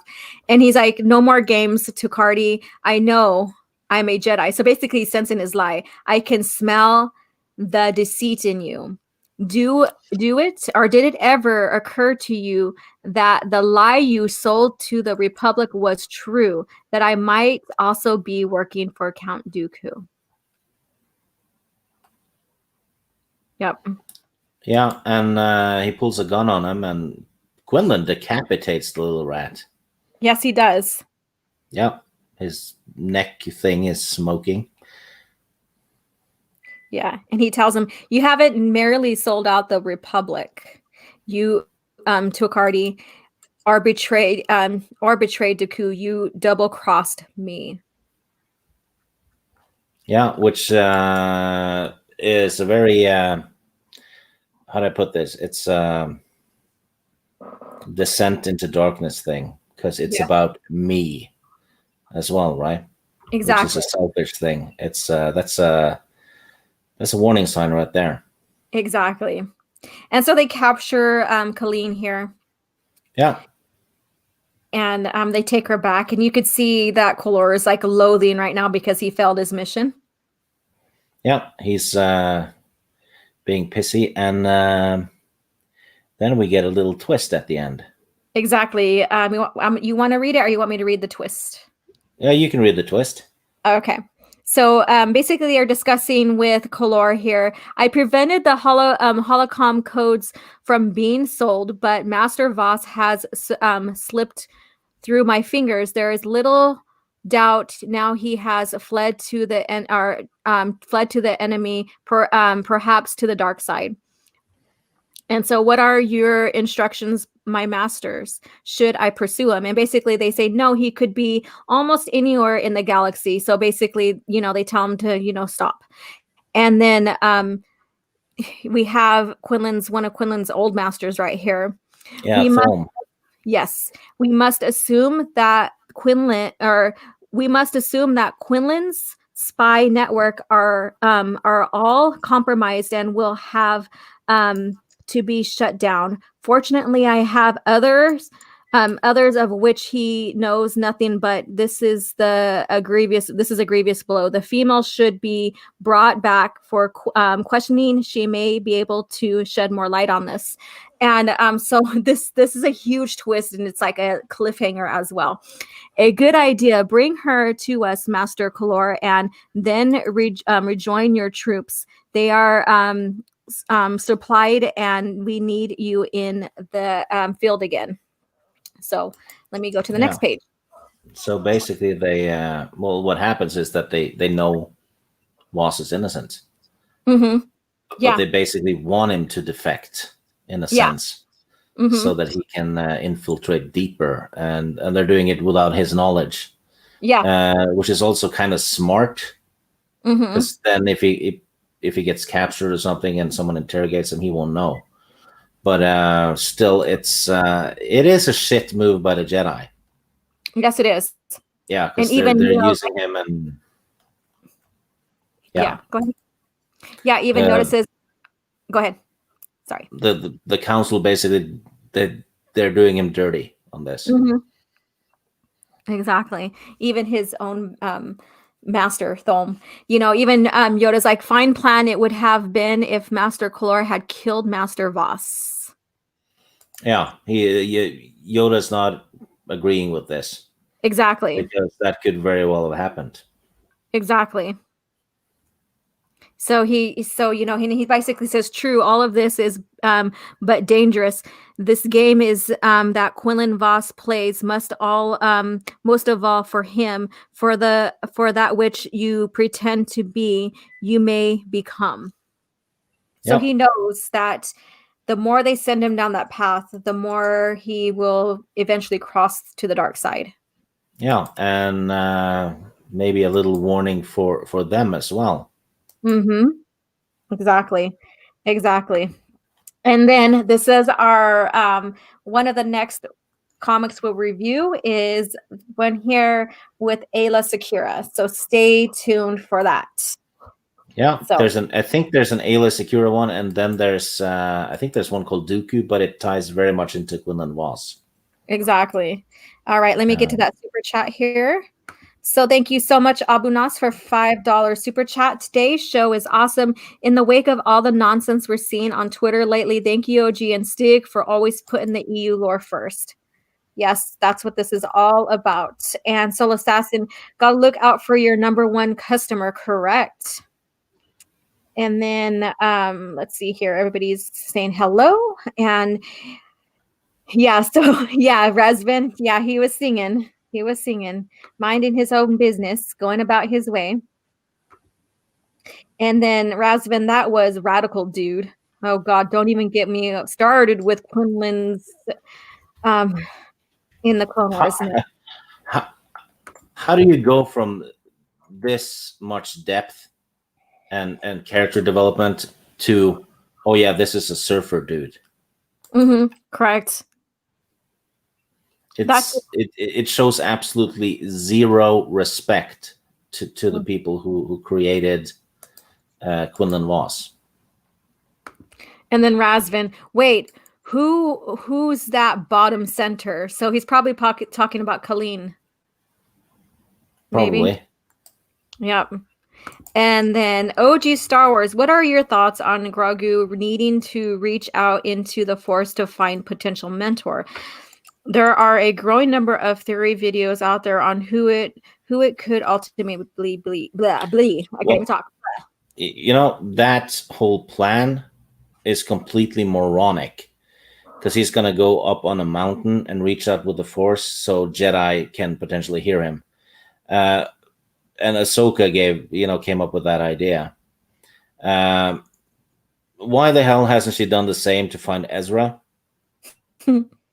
She's giving the Mando a plan, and that obviously hasn't worked for her, or she hasn't even tried it. And secondly, if a bunch of Jedi can potentially hear Grogu on that mountain, right? So can dark side users. Yeah. So it's one of the dumbest plans I've ever heard of. Just go sit on the mountain and let Sutton call out to all the Jedi. And you would think that, if that's the case, and then Vader could use that to find all the Jedi. It's not Vader though, because Vader's dead at that point. But no, I'm talking in the past. Oh yeah, during just the go purge. up the mountain and broadcast yourself. Yeah. So that doesn't make sense in itself as well. But we'll see what comes of it. I don't have an opinion other than that. I don't think all this is well planned out when it comes to Grogu or whatever the child's name is. It's not planned at all. And it doesn't make sense either. No, it makes no sense. But we'll see what comes of it. Razvan, and the last Star Wars Jedi comic is Yoda. Yeah. And let's see here. And then 5 Star Wars Jedi comics, Mace Windu, Shaak-Ti, Ayla, Count Dooku, and Yoda, correct. And I can't wait till we get through all of those. And Subhuman 84, where's Apollo? There's a blue Twi'lek woman on screen. Oh. And hello, Subhuman, and thank you for coming in and listening and participating as well. And let's see here. Well, that doesn't answer the question that I asked Stig, laugh out loud. No, it doesn't. But don't expect anything clever. The thing is that if there's any other Jedi that comes to him, if we get Luke Skywalker, all roads lead to the sequel trilogy. So we're just going to get Jake, the early stages of Jake. If it's Cal Kestis from the game, then he survives through the OT, which means that there's a conflict there. Yeah. So who knows? I mean, who knows what they're going to do, because they're already rewriting the OT and the PT. Yeah, it's how many Jedi survived though? It's like all of them at this point. And I am comprising a list because someone's like, well, if you think blah, blah, blah, blah, that, these Jedi coming back after Return of the Jedi, is contradiction, then, Legends has them too. And I'm like, when you look at the list that was comprised that was shared with me on Wikipedia, go back and research all of these potential like Jedis.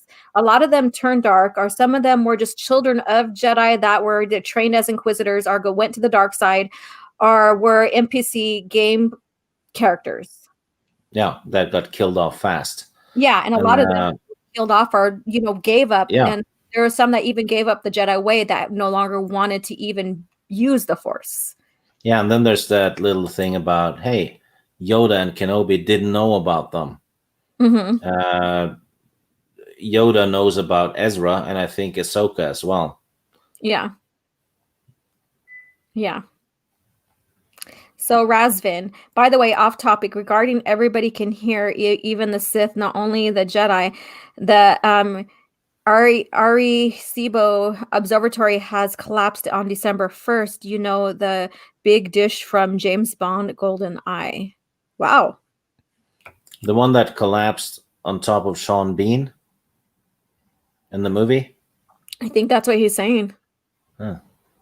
Well, seen it before, so I've been there, done that.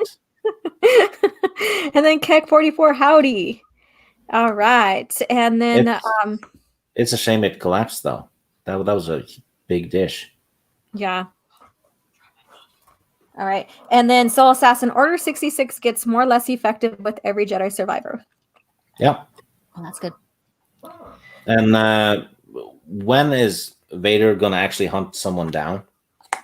Because he failed with Kanan and Ezra because he got dumbed down. Yeah. Yeah. So we'll see what comes of it. I'm not really watching anymore, but I am paying attention and doing research and trying to stay on top as much as I can, because I specialize in compare and contrast, which I haven't done a video in a while because I am finishing up my degree. But because next semester I graduate, but then I can start getting back into that. So maybe I'll do a compare and contrast between the original lore when it came to Order 66 and the new one, since that's evolving now. So it'd be a great compare and contrast. And then I also said, like, I am comprising, what really happened with these actual survivors or whatever, original lore and now. So that was something that I can possibly put together on my thing so that you guys can see and understand the difference as well. So, okay, caffeinated. Here we go. Luke, Ezra, and Cal Kestis are all I can think of. I think there's a couple more too. That was mentioned as well, and there are even Kanan survived as well, but he died later though. Yeah, he did. So I don't think he'd be in this part of the arc of what Filoni's creating. I'm sure he's going to be a Force ghost. I can see it now, Kanan being a Force ghost. Well, the way everything is set up, and we can even say this with the old lore, that Force ghosts can help a Jedi, because we had Kenobi that before he sent him off to and even after Kenobi, not Yoda, but Kenobi is the one that always went to Luke to help him out, to guide him a little bit as much as he can, because Force ghosts during the time in the original lore really didn't interfere as much. The thing now though, any Force ghost can at any time show up and kill both Vader and Sidious by having lightning strike them. Yeah, that. And then also they can manipulate the physical environment now more so than even in the original lore. So we have all that. Even hold a lightsaber. Yeah. Exactly.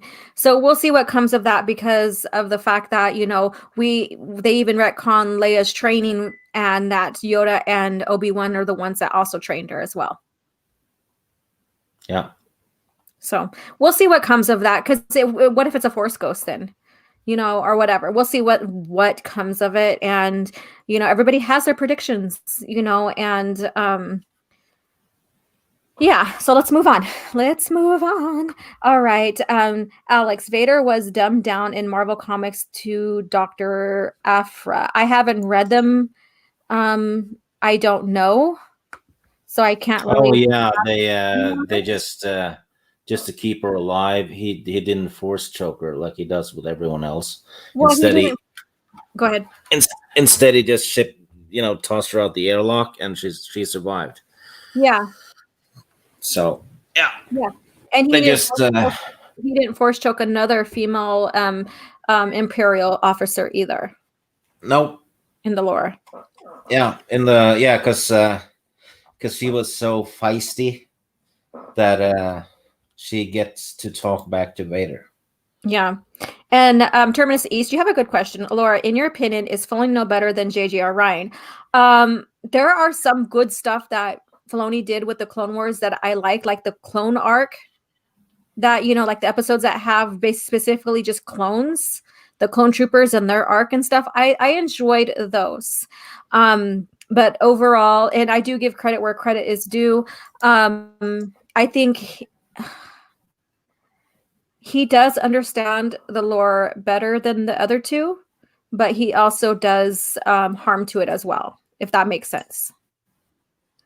But we shall see. I mean, so him knowing the lore better, does it make it okay? I don't know. Well, You guys he be doesn't the know he doesn't know the lore. I mean, he didn't even know that the rebels got the B wings after the X wings. Filoni well, didn't know that. okay, well, there you go. That one I forgot or I didn't even think about. But yeah, so you Yeah. guys make your overall opinion. You know, everybody's going to have their opinion. Everybody's going to have what they like and not like about the original lore versus the new, so enjoy. Yes. If there's something you enjoy, still acknowledge, the things that are wrong. If there's something that you don't like, still acknowledge the thing that you may see is good, those little hidden gems and stuff. You have every right to do that. And I'm not here to, have you decide otherwise. You do that decision for yourself.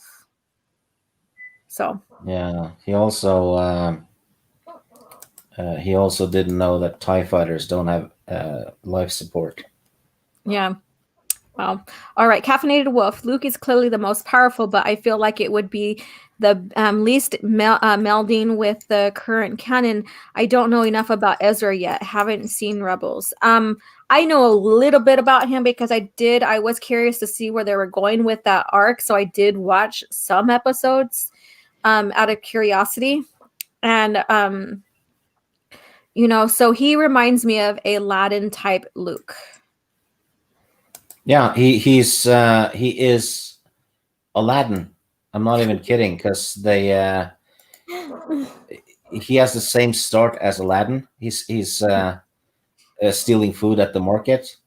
Mm-hmm. See, I didn't know that. Oh yeah, and he gives it to poor people, Mm-hmm. and he basically gets caught. And the rebels, no, sorry, the Imperials call him a street rat, Yeah. and then he runs away and he lives on top of a roof, kind of.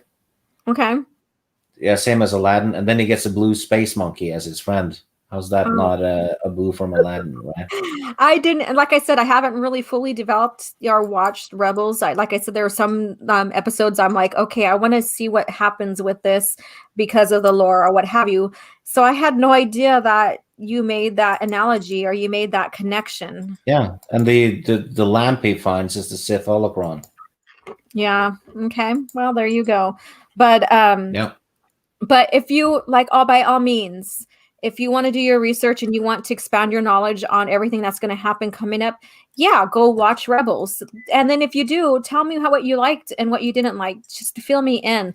I don't mind hearing, even about Disney lore on what you like and you don't like. I mean, I'm open enough to listen and get details and stuff like that. And yeah, so watch and share, maybe it'll help you better understand what's going on with the Mandalorian. Who knows? So who knows what's going on? All right, Resvin. Whoa, Quinlan Voss found Ayla secure and presented her to Master Thome. Cool. Yeah. Yeah. He wanted to save her. He didn't want her to live down the path she was going, the dark side. And it was the council as well that decided that Thulm would be someone that would help her out to restore her memory, or help her restore her path along the Jedi way. That makes sense. All right, caffeinated way, but Cal stayed in the shadows so far. So if he stays relatively secluded, it could work. We Yeah. shall see. But yeah, We shall I don't see. know. Um, then not only does the survival of Jedi undermine Order 66, but it also the importance of the Force Ghost. Isn't that Jedi Fallen Order that game where they had moisture evaporators next to a waterfall? I have no idea. I have no idea about the game whatsoever.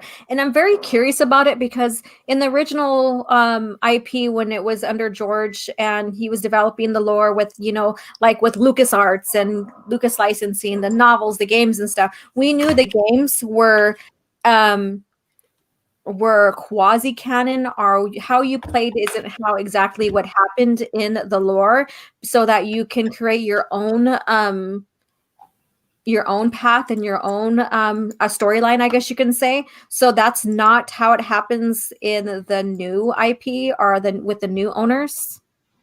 That's my question. Yeah, the in the new canon, um, everything is canon on the same tier, Mm-hmm. and they told us, well, when they did that, that Yeah. there would be perfect synergy Yeah. and there would be no contradictions or anything, and that's why they uh, started that story group. Yeah. Yeah, true. And then Caffeinated Wolf, he knows it better, but still ignores it regularly. I'm thinking he's talking about Filoni. So, No, he doesn't know it because he had Jedi's in the Clone Wars. That mhm. that they showed up after they were dead in the canon. There was one that was dead before Episode 2 started, Oh, and okay. there Filoni puts him in the Clone Wars in a few episodes. Yeah. Clone Wars is good, but there are so many plot holes too, and undermining of the lore. Um, well, Filoni certainly can create likable characters. I'll give him that. Yeah, his character, became very popular, and obviously, and so there you go. She's not my favorite character whatsoever. I've never said I hated her, and we all know who we're talking about, Ahsoka here. Some people will come back and say, "Oh, well, you hate her, blah blah blah. Why are you talking about her?" No, I've never said I hated her. She's just not my favorite character. I, agreed with George that she should have. Her purpose was to conflict Anakin even more, and her dying, before Order 66 or before Return of the Jedi. Or not Return of Yeah, the Jedi. that's it's a completely dumb argument too, because they're like, why are you talking about her if you hate her? And yeah, those same people talk about Ray and Rostico. Mm-hmm. Yeah. So Yeah. yeah, So, I mean, it is, I digress. It is what it is and stuff. Soul Assassin, Space Aladdin. yeah, That's what that's everybody's been talking exactly about. what he is. Mm-hmm. Terminus. Never got invested in Rebels. First 3 to 4 episodes, and I got bored. That's what I've been hearing. Like I said, I just went to certain plot points and watched that to see, okay, what are they doing with the Force? Why are they saying it's balanced now? Because that's also what was explored in Rebels as well. Um, yeah, so I did some research and watched a few episodes to, you figure things out in the direction that they were going with it in the new lore, in the new canon. So let's see here. Let's see here. That story group isn't even half as good as being consistent with the old EU writers. No, no. No. Like Ahsoka before, she was cool. Don't worry about her oversaturated, but still, she was never bad. Well, she was bad when she was able to hold her own against Grievous and hold her own against Darth Vader, Mm-hmm. and being unarmed and defeating Darth Maul when Maul had a lightsaber. And keep in mind, she was a teenager and a Padawan at the time. Yeah. Caffeinated Wolf, Jedi Fallen Order is canon, and Respawn did a great job of intelligently keeping the events relatively isolated. They also made smart choices towards the end, which keep in line with Luke's new order falling and being defeated and What? It destroyed. doesn't even take place at that time. Yeah, It takes place after episode three.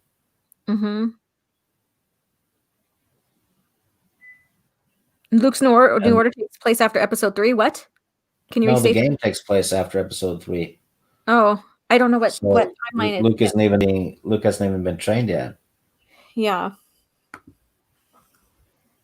So I don't know. But Jedi Fallen Order though they fucked up the lightsaber lore, I because if you hit people with a lightsaber in it, you send them flying. It's like a baseball bat. Lightsaber is supposed to cut. mm-hmm. I don't know. I've never played the game, so I have no idea. Just you hit a stormtrooper and you send them flying when you should be slashing into death, cutting straight through them. Yeah. Wow. Oh, Not I don't how know. lightsabers work, and especially if that's pretty much the main weapon in the game. You should be able to do that right, at least. Mhm. Yeah, it says Jedi Fallen Orders take place after Revenge of the Sith. The game follows Jedi Padawan Cal Kestis. Like I said, I never played it, so I don't know much, and I never really paid attention because um in the original lore, games were just like what ifs, like how you played not didn't really happen, even though like the characters may be inside the lore and stuff. So it was quasi canon, I guess. So this I'm trying to wrap my mind around a game that when you play it, even if you do different missions and stuff, it's still canon. Um, well, none of them technically, because the video games were at the lower tier of the canon, Mm-hmm. or like right at the bottom, I think, Yeah. along with the old Marvel comics Yeah. from the 80s, Mm-hmm. because they were just licensed to Marvel, and Marvel just did whatever. But Yeah. I know the video game canons, what they did was uh, they took the basic story elements and stuff, mm-hmm. and wrote a novel, and the novel was the canon version of the story. So if you're playing Force Unleashed, the game you're playing is not the canon version of the story. It's the canon version is in the novel. Yeah. I did because Kistis is on that list of the survivors of Order 66. So during Order 66, he was still a Padawan, and his master gave his life when their troops, I think they're from the 13th Battalion, when the troops, went against them due to Order 66. And so that's how he survives. So he is probably as old as Ahsoka, maybe around that age, when it Yeah. comes to past Return of the Jedi stuff. Caffeinated Wolf is saying it's because they didn't want the game to be rated M. Well, in the Jedi Knight games, you can slash arms and limbs of people, Mm-hmm. and you actually slash through people too. It leaves like a red slash across them, and that game wasn't rated M. Mm-hmm. Yeah. And And you then he asked, impale people too. yeah, well, so far, majority of the time when you see lightsabers or anything that has to do with someone being killed or whatever, we don't see any limbs lost or anything like that hardly right now No, in Disney Star Wars. And George, people will say, well, George said this is for kids, for 12-year-olds, but we have decapitations, we have blood, we have force uh, choking, we have all of that going on. Yeah, well, in the Jedi Academy games, or sorry, Jedi Knight games, you never had decapitation stuff. Well, except for in one of the cutscenes when they Mhm. uh, decapitate Kal-Katarn's dad. Yeah. Oh, yeah, and it's in the novel too. It's in the novel as well. That's touched up in the Yeah. novel. But Um, it's kind of weird though that the game lets you cut through doors or whatever, right? You can cut through anything with a lightsaber, mhm. except your enemies. Just Yeah, you that's a just good just point. just whack them across this, whack them a few feet away like it was a baseball. Yeah. Yeah, I think, It's the like gripe is it's if you're gonna have lightsabers, be true to the lore and, and stuff like that, but I mean, who knows? Who knows? Abu Nas, oh, I have no doubt Filoni says both Stig and OG's seen both Stig and OG's tweets, especially the Ryan Johnson ones. Laugh out loud. That was funny. And so Caffeinated Wolf says, are the Force Unleashed novels good? don't know because I only have the second one, Mm-hmm. and but I've read the graphic novels. Mm-hmm. The graphic novel for the first one is perfectly okay. Yeah. The second one was oddly enough told from Boba Fett's perspective. Oh, okay. Like I And I asked someone about that, and they said the second graphic novel was just rushed out the door, yeah. so it doesn't really fit with the game either. But Yeah. That's what I I, heard. I did get the second book though on Tuesday actually, Mhm. but it's not something I'm gonna read for quite a long time though. But Yeah. the first book is on the way too, so Yeah. uh, I read the first one, not the second one. And I thought it was a good story. It's a good story. So I will eventually put that on my lore review with the novels I've been doing before, I kind of halted my lore reviews of books on my channel for, finishing up my degree. So stay tuned so you guys can learn more about the Forces Unleashed. An interesting little fact, the Rebel Alliance, the emblem is from Galen's family, correct? Isn't that their crest or whatever? don't remember. I don't. But if you're getting into the EU and the novels and stuff, Mhm. I would not say that the Force Unleashed novel is any kind of priority. No, yeah. And he says that, the ratings, that ESRB ratings have changed in the last 10 years, Stig, it just as movie ratings have. That's understandable. But when you get something like that, there's a lot of expectations to what's expected, especially if someone's, harboring a lightsaber and stuff. So, Yeah, if you don't really, if the lightsaber doesn't really work the way it should, simply because of a rating, then it's almost like a gun that doesn't shoot, isn't it? I don't know. yeah, who knows? I mean, it is what it is. It came out, it got very popular even with EU fans because it's a fun play. It's a fun thing to play. And Yeah, so there you go. it had And very good graphics for its time. I yes, remember. hmm And I know. they had a Juno Eclipse, a female Imperial pilot who was also an officer, and she was part of a team of 5 elite pilots, and she got handpicked by Vader to Uh-huh. pilot Starkiller. So yeah, no female Imperial officers in Star Wars before Disney, eh? Yeah. Yeah, there was. And I think the argument was um that they're yeah, that, like you said, there's no female officers. And the thing is like they were few and far in between, but they were there. But they were very, very significant. Very significant. Yeah, and like I posted on Twitter a week ago, I was reading those old Marvel comics. Mhm. Um, they were not canon though, but they had a heck of a lot of stuff George had written in them, Yeah. and they had well, the one I was reading was from 78 or 79, Yeah. and, and the main antagonist in that one was a female Imperial officer. So Yeah. it's been a thing all through all through Star Wars way before Disney came along. I mean, even the KOTOR games have female Sith officers Yeah. because the Sith had a regular army back then. Yeah. And then Razvin says, when Vader went against Jocasta Nu after Order 66, there were a few more names of Force-sensitive children in the holocron.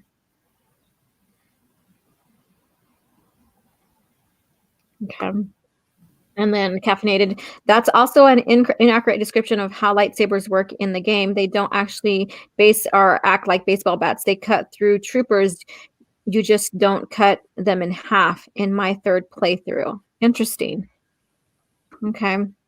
I haven't played it, so I don't have an Oh, opinion. the gameplay video I saw was sent to Scout Trooper flying, but fine. If it's not like that for the majority of the game, then Yeah, okay. But you should be, if you hit them once, they should be dead.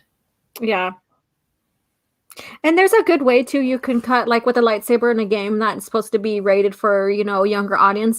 There's, like you said that it penetrates them and they fall. But like if they want to have like a body, like a decapitation or a body, or slicing a body in half, for example, there's a way to, they could still do it without it looking like a huge like murder scene and stuff, because when you look at the lore of the lightsaber and stuff, it also cauterizes, Yeah. so it still can be in a relatively rated appropriately for children. But then when you look at like movies and stuff that are coming out and videos and all this other stuff, you have a lot of like, and I'll go there, sexualization of like the wet pussy one, and stuff like that. So I mean, I don't know, I'm just saying that, with the Jedi lore and the lightsaber lore, there are ways to go around that because the lightsaber cauterizes. Yeah. Caffeinated Wolf says, one hit and dead has never been the case in Star Wars games that he has played. Well, it's one hit dead in all of the Jedi Knight games. Yeah. So if you haven't played those though, get them. They're so awesome. It's insane. Yeah. I know Stig is trying to get me to start playing, and I want to start playing. I'm thinking I'm gonna pause on KOTOR because I haven't even really started it, and go to something like that is not as extensive dedication to, and just to get my feet wet with gaming again. Okay. Yeah, they're actually, I think they're on sale on GOG right now. Actually, yeah. So Black Friday. Yeah. Sale. Okay. I've seen physics glitches like that, Stig. One hit and dead has never been the case in Star Wars games that I've played. Okay, yeah, you already read that one.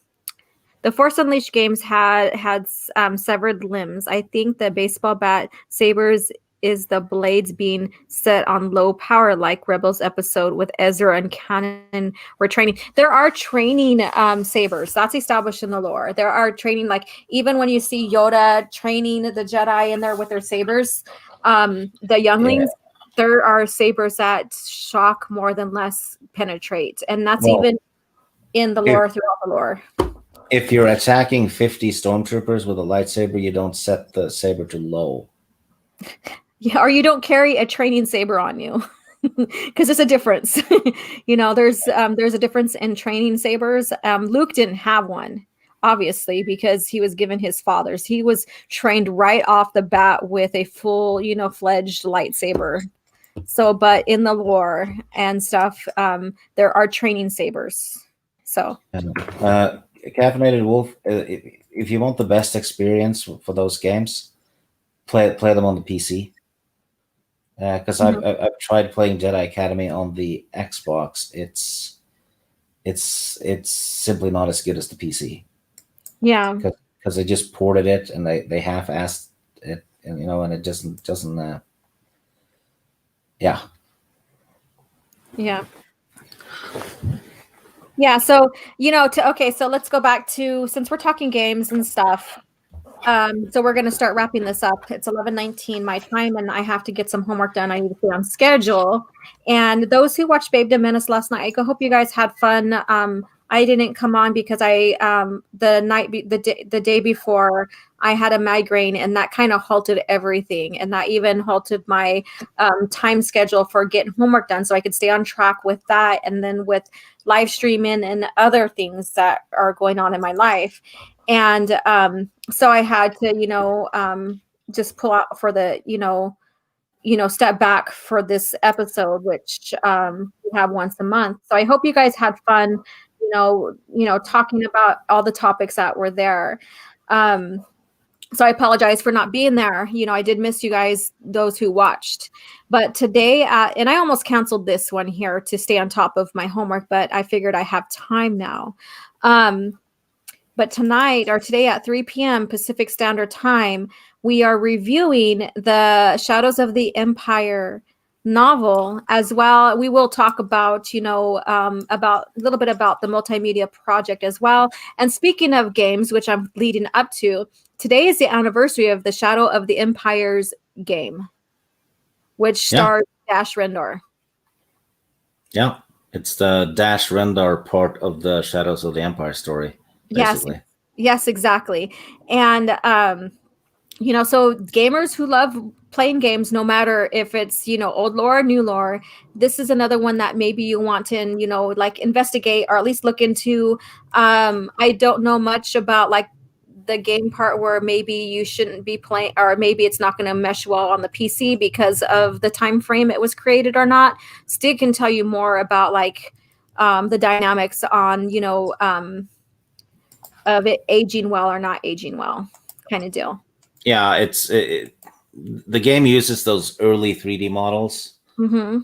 It's actually one of the first games really to use those models, and it doesn't look good. Yeah. Oh, cool. Caffeinated Wolf. I plan on playing KOTOR 1 and 2 with Mary once she gets here before I replay much of anything else. Awesome. Have fun with that. I do have KOTOR on my laptop that I am using right now. I finally got my laptop back, and we're good to go. And KOTOR 2. Yeah. If you go to the forum on GOG.com, which is a store that sells it, there's a pinned thread on the KOTOR part of the forum, and there's a link to the restored content for KOTOR 2. The developers, when the game was released, they had to cut a bunch of content because Lucasfilm actually pressured them to get the game out the door before Christmas, and the game wasn't finished. Yeah. But the developers, years later, on their spare time, restored the content so you can add it as a patch to the game. It only works on the PC though. All right. But it makes the story better, because I think you're actually getting an extra planet as well. And nice. The original game has a lot of dead ends story-wise. That's not the thing anymore. So you get the whole damn thing now. There you go. So, Andrew, go ahead and look into that as well once you guys start playing, and enjoy playing. Games is just another aspect of Star Wars and another way to get into, all the dynamics of it and stuff. And thank you so much again. That's, this is the second time in my life I've ever had a migraine, and it was horrible. Light hurt, sound hurt, everything hurt, like my head. And so I just had to kind of sit back and, just let myself, and even taking medicine, it didn't help. And so that kind of put a damper, but I am feeling much better. And I think maybe stress and worrying about making sure I have all my assignments done and among other things kind of contribute to it, I'm guessing. So, and then being on the computer all the time to do homework and stuff, and that blue light or the light from the computer. So thank you so much. I did miss everybody on Babe to Venice and hanging out with my gals, and I know they killed it. So I will watch the replay. I'll replay it later. Soul Assassin. Now I want to get my old 64 and play Shadows. So yes. Oh, actually, they have Shadows of the Empire on GOG as well. That's where I got it. So, and I beat it a couple of years ago. it was hard. Holy shit! I was. Yeah. Let's just say I was cussing a bit. Cool, cool, cool. So yeah, so you guys, games are on sale right now. Go check it out, and I will catch you guys later on today, 3 p.m. Pacific Standard Time. Stig, myself, Rev Yeah, Kev, and Miss Martin Muses, we will go over Shadows of the Empire. And it's not going to be just what is your rating and how do you feel about it. We're going to talk about scenes in there, the developing scenes in there, and giving our likes, our dislikes regarding even those. So we're going to basically talk about the novel and break it down. yeah, And and I did a little bit of research on this one a while back because I was on Sporking's channel and we were talking about Shadows of the Empire because some sites had talked about it and they felt Leia being almost seduced by Prince Zizor with the pheromone thing yeah, was something they didn't want to see in Star Wars because it was sexist. And yeah, I did some research on the game, and George seemed to have considered Shadows of the Empire to be canon yeah, because he put Prince Zizor in episode 1. He's seen at the pod race actually, yeah, and Dash Rendar's ship is seen in the special editions of episode 4, yeah, and the droids from Shadows of the Empire are in episode 4 as well. So, and George approved of all of this yeah. because I saw the well, basically I read up about it. So, Yeah. Yeah, and um, we'll show more of that later today. But so there you go. There's a little bit of like something to pull you guys in. And I do enjoy doing these literature reviews as well as my little lore review of books and novels because we get differing opinions and differing insight, which will help if you haven't read or played the game or the comics in this multimedia project, or even listened to the soundtrack. Because yes, it has its own soundtrack. And I will share more about that as well. Very interesting how everything developed in the Shadow of the Empire multimedia project. So you will give you, if you haven't read, more insight from different varying opinions on what they felt, what they liked, what they disliked, instead of just hearing me because I'm just one voice. And like I said, I always encourage you guys to make your own decision on what you may or may not like, despite what I may think as well. So with that being said, I will see you guys today at 3 p.m. Pacific Standard Times for Shadows of the Empire Literature Review. And all of you guys take care and may the force be with you.